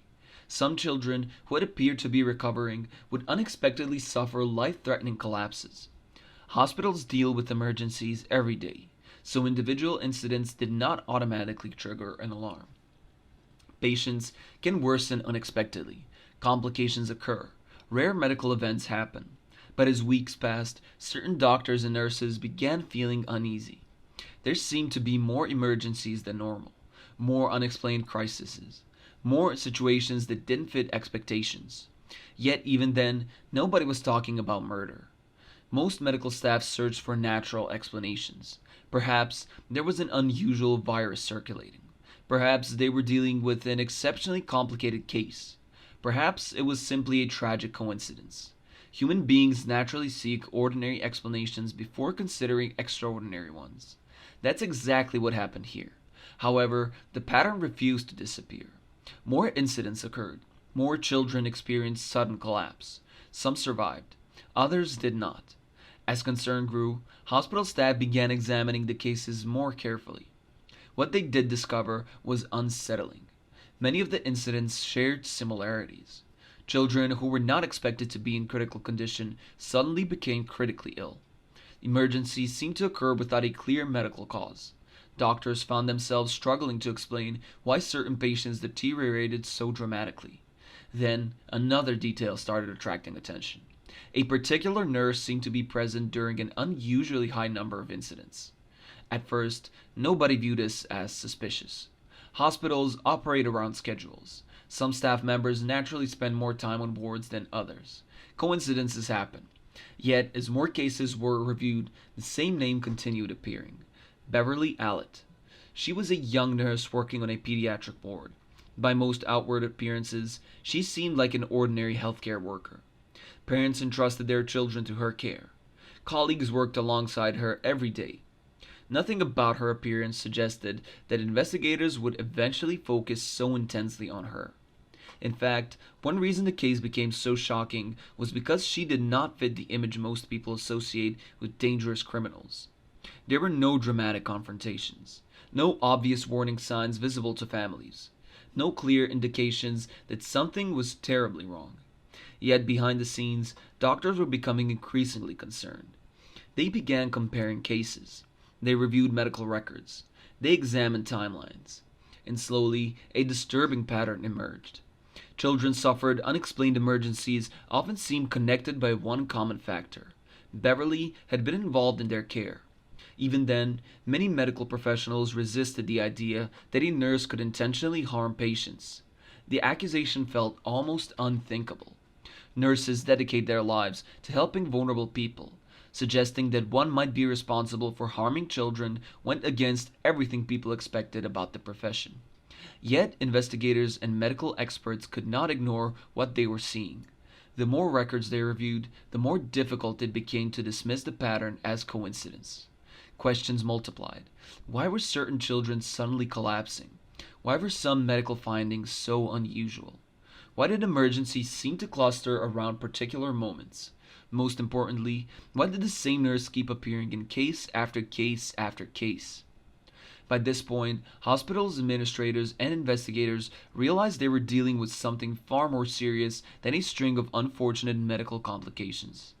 They were confronting a possibility so disturbing that many people struggled to even say it out loud.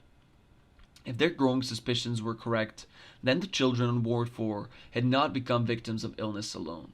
They may have become victims of something they were supposed to trust. And as investigators began digging deeper into Beverly's background, actions, and involvement in these incidents, they were about to uncover evidence that would transform a troubling hospital mystery into one of the most infamous healthcare crime investigations ever seen in the United Kingdom. As concern inside the hospital continued to grow, investigators and medical experts began taking a much closer look at the incidents that had occurred on the pediatric ward. What initially appeared to be a series of unrelated medical emergencies was starting to look like something far more organized and far more frightening. The biggest problem was that hospitals are incredibly complicated environments. Children become sick for countless reasons. Medical complications happen. Some patients deteriorate unexpectedly despite receiving proper treatment. Because of that reality, proving that a medical emergency was intentionally caused can be extremely difficult. Investigators couldn't simply rely on suspicion. They needed evidence. They needed patterns. They needed explanations that could survive intense scrutiny. As specialists reviewed case after case, they began noticing details that were difficult to ignore. Several children had suffered sudden collapses that doctors struggled to explain medically. Some had experienced dramatic drops in condition without obvious causes. Others appeared to improve before unexpectedly becoming critically ill again. The more experts analyzed the records, the more unusual the situation appeared. It wasn't merely the number of incidents that concerned them. It was the nature of the incidents themselves. Certain medical findings seemed inconsistent with what doctors normally expected to see. Some patients displayed symptoms that pointed toward interference rather than natural illness. Yet, even at this stage, nobody had definitive proof. Investigators were assembling a puzzle, and while the pieces were beginning to fit together, the full picture had not yet emerged. Meanwhile, attention increasingly focused on Beverly. Detectives weren't interested in assumptions or rumors. They wanted facts. They wanted to know exactly where she was during each incident, what role she played in patient care, and whether there was evidence directly connecting her to the unexplained emergencies. They reviewed schedules and medical records. A pattern became harder and harder to dismiss. Beverly seemed to be present during an astonishing number of serious incidents. One coincidence can be explained. Two coincidences can be explained also. But when the same individual repeatedly appears at the center of multiple unexplained medical crises, investigators are naturally going to ask questions. The more records they reviewed, the more those questions multiplied. At the same time, doctors began examining specific medical evidence associated with several patients.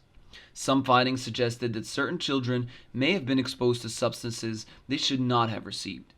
Others showed medical abnormalities that didn't fit the diagnoses originally assigned. Investigators realized they might not be dealing with accidents at all. They might be dealing with deliberate actions carefully disguised as natural medical emergencies. That possibility changed everything. If true, it meant someone had been exploiting the trust built into the healthcare system itself. Parents left their children believing they were safe. Doctors focused on treating illnesses. Meanwhile, according to investigators, someone may have been creating the very emergencies everyone was desperately trying to be. As the investigation deepened, detectives also began examining Beverly's personal history. Understanding a suspect's background doesn't automatically explain criminal behavior, but investigators often look for patterns that may help them understand motives and actions. What they found raised additional concerns. Reports emerged suggesting that Beverly had a history of seeking attention during times of illnesses. There were allegations that she had exaggerated or fabricated medical issues involving herself in the past. Investigators became interested in whether these behaviors could be connected to what was happening inside the hospital. They explored the possibility that some of the medical emergencies had been created, specifically so that Beverly could participate in dramatic rescue efforts afterward. The theory was disturbing. According to investigators, the person creating the crisis might also have been attempting to appear heroic by helping respond to it. Whether that theory was correct remained to be proven, but detectives believed they were beginning to understand the pattern behind the incidents. The situation reached a critical point when experts concluded that several cases could not reasonably be explained by natural causes alone. This was no longer simply a matter of suspicion. Authorities believed they had evidence indicating that some children had been intentionally harmed. Once investigators reached that conclusion, the case escalated rapidly. Detectives launched a full criminal investigation. Medical records were seized. Witnesses were interviewed extensively. Staff members were questioned. Every incident connected to Beverly's presence was scrutinized in extraordinary detail. News of the investigation slowly began spreading behind the hospital. For parents whose children had been treated to the ward, the possibility that a nurse could be under investigation for harming patients was almost impossible to comprehend. Hospitals are built on trust. Parents hand over their children believing they're entering one of the safest environments imaginable. The idea that someone inside that environment could be the source of danger felt like a betrayal of everything the healthcare system represents. Yet investigators believed the evidence was pointing in exactly that direction. Eventually, authorities reached a decision. Beverly Allitt was arrested. The news sent shockwaves through the community. For many people, the arrest itself was difficult to process. Beverly was not a stranger who had entered the hospital from outside. She was a member of the staff. She had worked alongside doctors and nurses. She had interacted directly with children and families. Now investigators were alleging that she had used that position of trust in one of the most disturbing ways imaginable. But the arrest was only the beginning. Detectives still had to prove their case. Prosecutors would soon face the enormous challenge of explaining highly technical medical evidence to a jury. They would need to demonstrate not only that children had been intentionally harmed, but that Beverly was responsible. The trial that followed would become one of the most shocking healthcare crime proceedings in British history.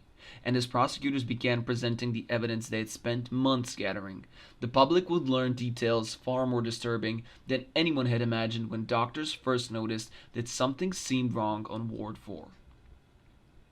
As the trial began, the case quickly became one of the most closely watched criminal proceedings in the United Kingdom. By this point, investigators believed they had uncovered one of the most disturbing betrayals of trust imaginable. Prosecutors argued that the very person entrusted with caring for vulnerable children had instead used that position to harm them. The allegations were so shocking that many members of the public struggled to believe them at first. Hospitals are places people associate with healing, compassion, and protection. The idea that a nurse could be responsible for a series of attacks against children seemed more like something from a fictional thriller rather than real life. Yet, prosecutors insisted the evidence would tell a different story. During the trial, jurors were introduced to case after case involving children who had suffered unexplained medical emergencies while under Beverly's care. Some children survived, others did not. Prosecutors carefully walked the jury throughout timelines, medical records, and expert testimony. One of the biggest challenges involved explaining highly technical medical information in a way ordinary people could understand. Doctors and specialists spent hours describing symptoms, treatments, and abnormalities that had raised red flags during the investigation. The prosecution's argument was that the case incidents were not random. They were not unfortunate coincidences. According to their case, they represented a deliberate pattern. As experts testified, jurors already learned about children who had experienced sudden collapse without clear medical explanations. They heard evidence regarding unusual findings that doctors believed pointed toward intentional interference. In some cases, experts concluded that substances had been introduced into patients' bodies when there was no legitimate medical reason for them to be there.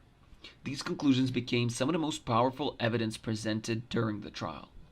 The defense, however, challenged many of these interpretations. Defense attorneys argued that medicine is not always straightforward.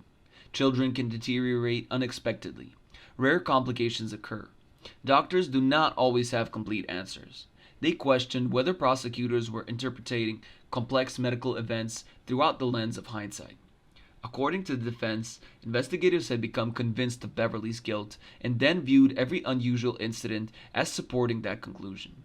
The trial became a battle between competing explanations. One side argued that the pattern was too overwhelming to ignore. The other argued that assumptions were being mistaken for proof. Meanwhile, the public followed every development closely. Newspapers filled pages with updates from the courtroom. Television programs discussed the evidence in detail. Parents across the country were horrified by the allegations. Many found themselves imagining what it would feel like to leave a child in a hospital only to later discover that the danger might have come from within the ward itself.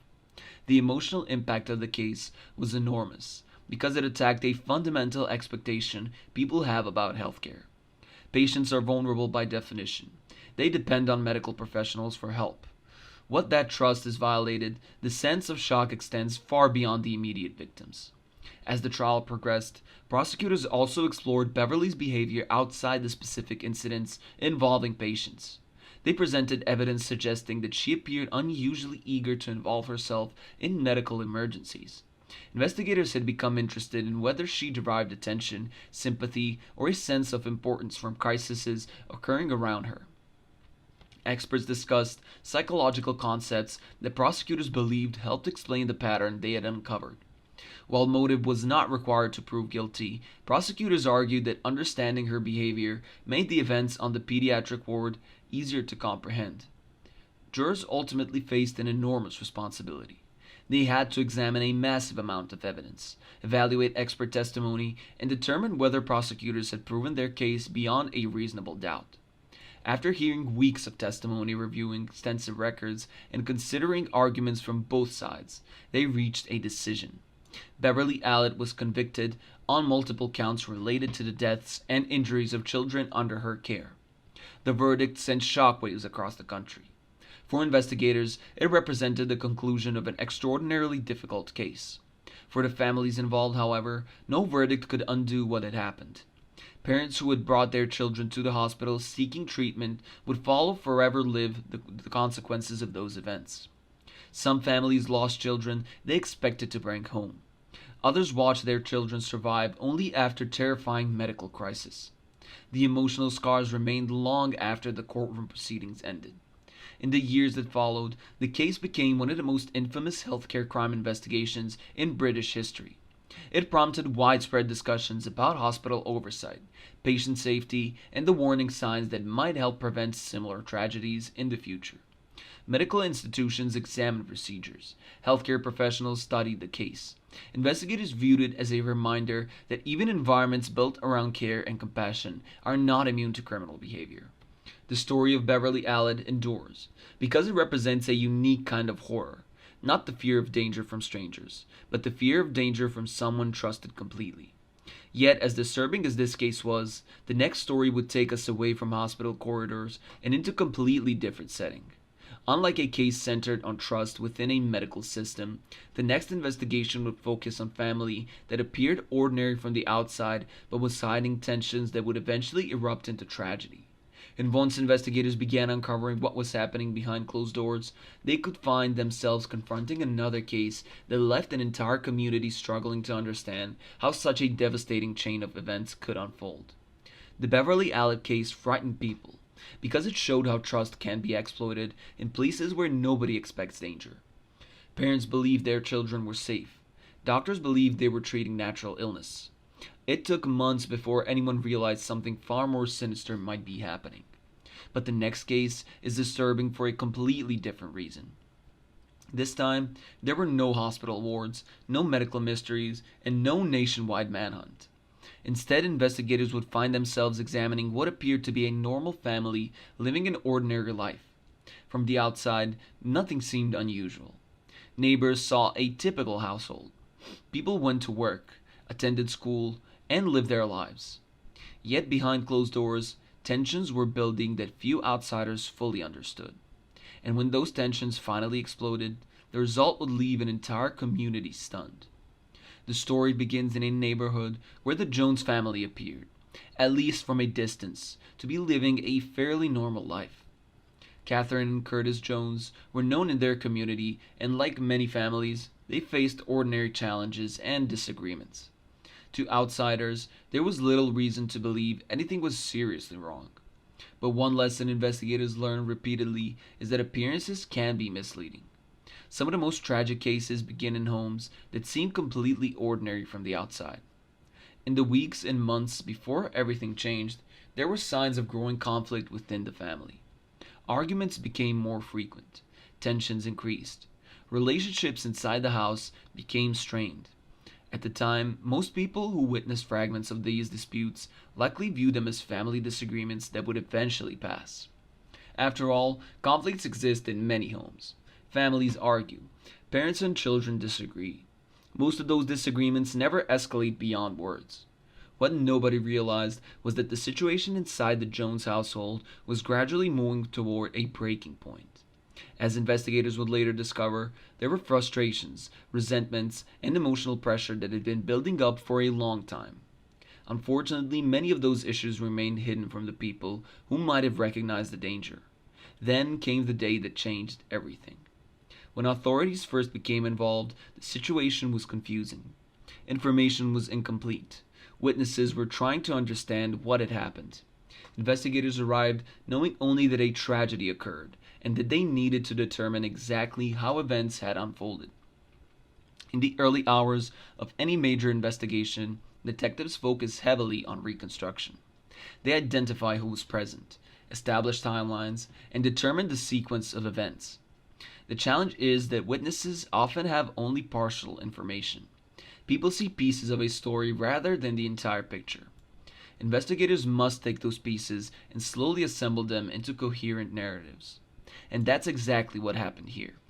As detectives interviewed family members, neighbors, and others connected to the case, they began uncovering a picture far more complicated than initially expected. The deeper they looked, the clearer it became what happened was not sudden random act. Instead, it appeared connected to tensions that had been developing over time. One of the most important aspects of the investigation involved understanding family dynamics. Detectives needed to know how people inside the household interacted with one another. Were there long standing disputes? Had threats ever been made? Were there warning signs that had been overlooked? The answers to those questions became increasingly important as evidence accumulated. What investigators discovered was a pattern of conflict that extends beyond ordinary family disagreements. There were indications that relationships within the home had deteriorated significantly.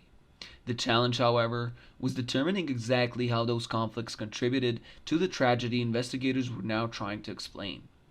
As news of the case spread throughout the community, people struggled to reconcile what they were hearing with the family they thought they knew. Neighbors often expressed the same reaction after major crimes. They never expected something like this to happen there. That reaction is common because most people only see the public version of a family. They don't witness private arguments. They don't hear conversations behind closed doors. They don't see emotional struggles hidden from the outside world. Yet, investigators knew that understanding those hidden realities would be essential if they were going to uncover the truth. As forensic evidence was analyzed and witness statements were compared, detectives slowly began identifying a sequence of events that explained how the situation escalated. Certain details stood out immediately. Some actions appeared deliberate rather than spontaneous. Some decisions suggested planning rather than panic. Those findings would eventually play a major role in the investigation. And at the time, detectives remained cautious.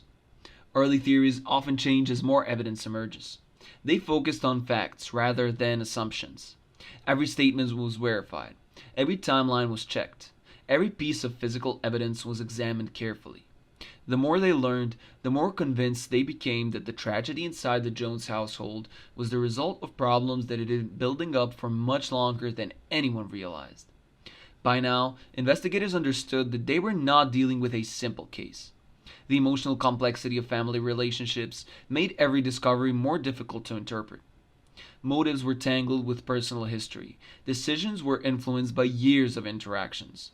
Understanding what happened required understanding the people involved. And as detectives continued digging deeper into those relationships, they were about to uncover details that would dramatically change how the entire case was viewed. What initially appeared to be a straightforward tragedy was evolving into something much more complicated. And the answers investigators found would leave the community asking how so many warning signs could have remained hidden until it was too far late. As investigators continued piecing together the events that had led to the tragedy, they found themselves facing a challenge that often appears in family related cases. The physical evidence could help explain what happened, but it couldn't fully explain why it happened.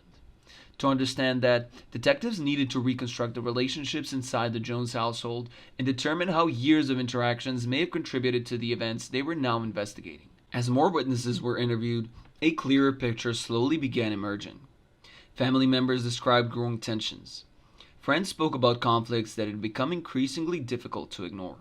People who knew the family began sharing observations that, while perhaps not alarming at the time, seemed much more significant when viewed in hindsight. One of the most frustrating realities of criminal investigations is that warning signs often become obvious only after a tragedy occurs. Looking backward, people remember arguments, comments, behavior changes, and incidents that suddenly appear important. Before the crime, those same events may have seemed ordinary or insignificant. That's exactly what investigators were encountering here. Piece by piece, they were uncovering indications that serious problem had existed beneath the surface for quite some time. As detectives analyzed statements and compared timelines, they noticed that different witnesses often described the same relationships in very different ways. Some portrayed certain family members as victims of ongoing conflict. Others described complicated dynamics where responsibility was shared among multiple people. This made the investigation even more difficult, because family disputes rarely fit into simple categories of right and wrong. Relationships are shaped by years of experiences, misunderstandings, disappointments, and emotional reactions. Investigators needed to separate those emotion complexities from the factual evidence. Their goal wasn't to assign blame for family disagreements. Their goal was to determine how those disagreements eventually escalated into a criminal case. Meanwhile, forensic specialists continued examining physical evidence collected from the scene.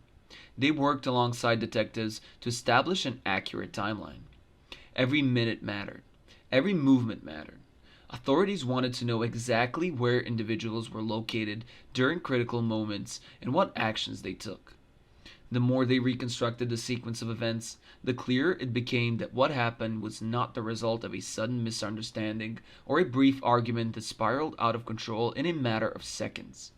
Instead, investigators began seeing signs that pointed toward a longer chain of decisions. That realization became one of the most important developments in the entire case. It suggested that tragedy may have been avoidable if certain choices had been made differently earlier in the process. For members of the community, this possibility was particularly difficult to accept. People often find comfort in believing that terrible events happen without warning because it allows them to think such tragedies are rare and unpredictable. Cases like this, whether warning signs existed and whether those signs could have been recognized before it was too late. As public attention surrounding the case increased, many people began asking exactly those questions. Could someone have intervened? Could the conflict have been addressed sooner? Could the outcome have been prevented? Investigators understood that those questions, but they already knew that hindsight creates clarity that rarely exists in real time. The people involved were living through the situations one day at a time. They couldn't see the future. Detectives, however, had the advantage of looking backward with all the evidence in front of them. And what they were seeing convinced them that the final tragedy was connected to a series of escalating events rather than a single isolated incident. As prosecutors reviewed the growing body of evidence, they began preparing a narrative that explained how those events unfolded. According to their developing theory, tensions inside the household had reached a point where the situation became increasingly unstable. What started as disagreements eventually evolved into something far more serious. Witnesses described changes in behavior. Investigators identified moments that appeared significant. Together, these details helped explain how the family reached a crisis point. Yet, despite the progress being made, detectives still faced unanswered questions. Some aspects of the timeline remained unclear. Certain motivations were still being debated. Some witnesses offered conflicting accounts of important events. The investigation was moving steadily forward, but the full story had not yet emerged. Authorities knew that before they could bring the case to its conclusion, they could need to establish exactly what happened. During the critical moments when the situations finally erupted.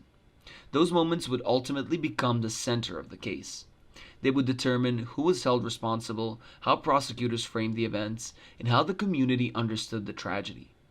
And as investigators moved closer to uncovering those final details, they were about to learn information that would dramatically reshape the narrative surrounding the Jones family and push the case toward its most important and emotional chapter. As the investigation entered its final stage, detectives believed they finally had enough evidence to reconstruct the chain of events that led to the tragedy. What started as a confusing and emotionally charged case slowly became clearer. Witness statements, forensic findings, timelines, and interviews were beginning to align. While some details remained disputed, investigators no longer believed they were dealing with a mystery about what happened. Instead, they were focused on proving how it happened and why. For the people closest to the case, this realization brought mixed emotions. On one hand, answers were finally emerging. On the other hand, those answers were painful. The more investigators uncovered, the more obvious it became that this tragedy did not appear out of nowhere. It was the result of tensions that had been building over time. Tensions that eventually reached a point where everything changed. Throughout the investigation, detectives repeatedly returned to the same conclusion. The final incident could not be understood without understanding the months and years that came before it. Family relationships are complicated. Resentment can grow slowly. Conflicts can intensify gradually. People sometimes become accustomed to dysfunction that they fail to recognize how serious a situation has become. Investigators believed that something similar happened here. The warning signs had not necessarily been hidden. Instead, they may have become part of daily life, making them easier to overlook until the consequences became impossible to ignore. As prosecutors prepared their case, they focused heavily on establishing the sequence of decisions that led to the tragedy. They argued that the events were not simply the result of a single argument or a momentary loss of control. According to their theory, there had been numerous opportunities for the situation to change direction before reaching its devastating conclusion. This became one of the most important themes in the case. Prosecutors wanted jurors to see the tragedy not as an isolated incident, but as the final chapter in a much longer story. To support that argument, they presented evidence regarding the family's history, previous conflicts, and interactions between the individuals involved. Witnesses described moments that seemed insignificant at the time, but now appeared deeply relevant. Friends recalled conversations, relatives remembered disputes, neighbors spoke about tensions they had observed. Individually, none of these details explained the tragedy. Altogether, however, they painted a picture of relationships that had become increasingly strained long before investigators ever became involved. The defense, meanwhile, challenged many aspects of that narrative. They argued that prosecutors were interpreting past events through the lens of hindsight. Family disagreements, they pointed out, occur in countless households without leading to violence. The defense urged people to avoid assuming that every prior conflict automatically served as evidence of future criminal behavior. This debate became central to the case because it highlighted a difficult reality. Human behavior is rarely simple.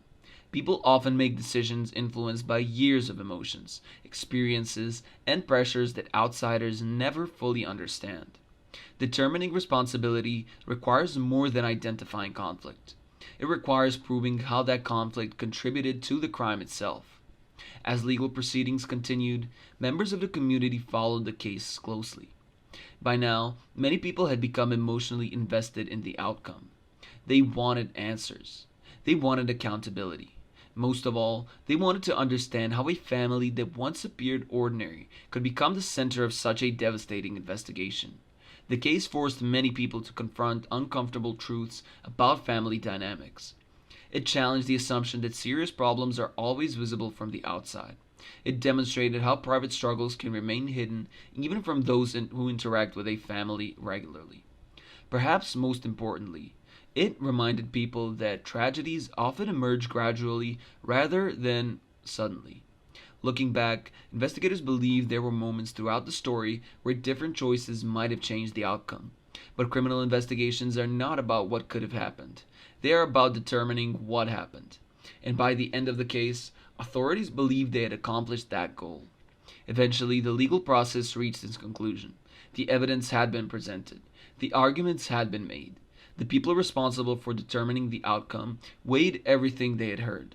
For the families involved, the results could never erase what had happened. There was no verdict capable of undoing the tragedy. There was no legal outcome capable of restoring what had been lost. Yet the conclusion of the case did provide something that had been missing during the earliest stages of the investigation: clarity. The confusion that existed when authorities first arrived had been replaced by a much fuller understanding of how events unfolded. Even if some questions remained, the broader picture was now clear. The Jones case would ultimately be remembered not because of complicated forensic mystery or an international manhunt, but because of what it revealed about conflict, family relationships, and the consequences of problems left unresolved for too long. It was a story that reminded investigators how quickly private struggles can evolve into public tragedies and how difficult it can be for outsiders to recognize danger before it is too late. And while that chapter was coming to an end, the next case would be entertainingly different. Unlike a tragedy that developed slowly over time, the next story would explode into a public eye almost instantly, shocking an entire community and forcing investigators to race against the clock as they tried to understand an act of violence that seemed to arrive without warning. Yet, as they would soon discover, the roots of that case stretched back much further than anyone initially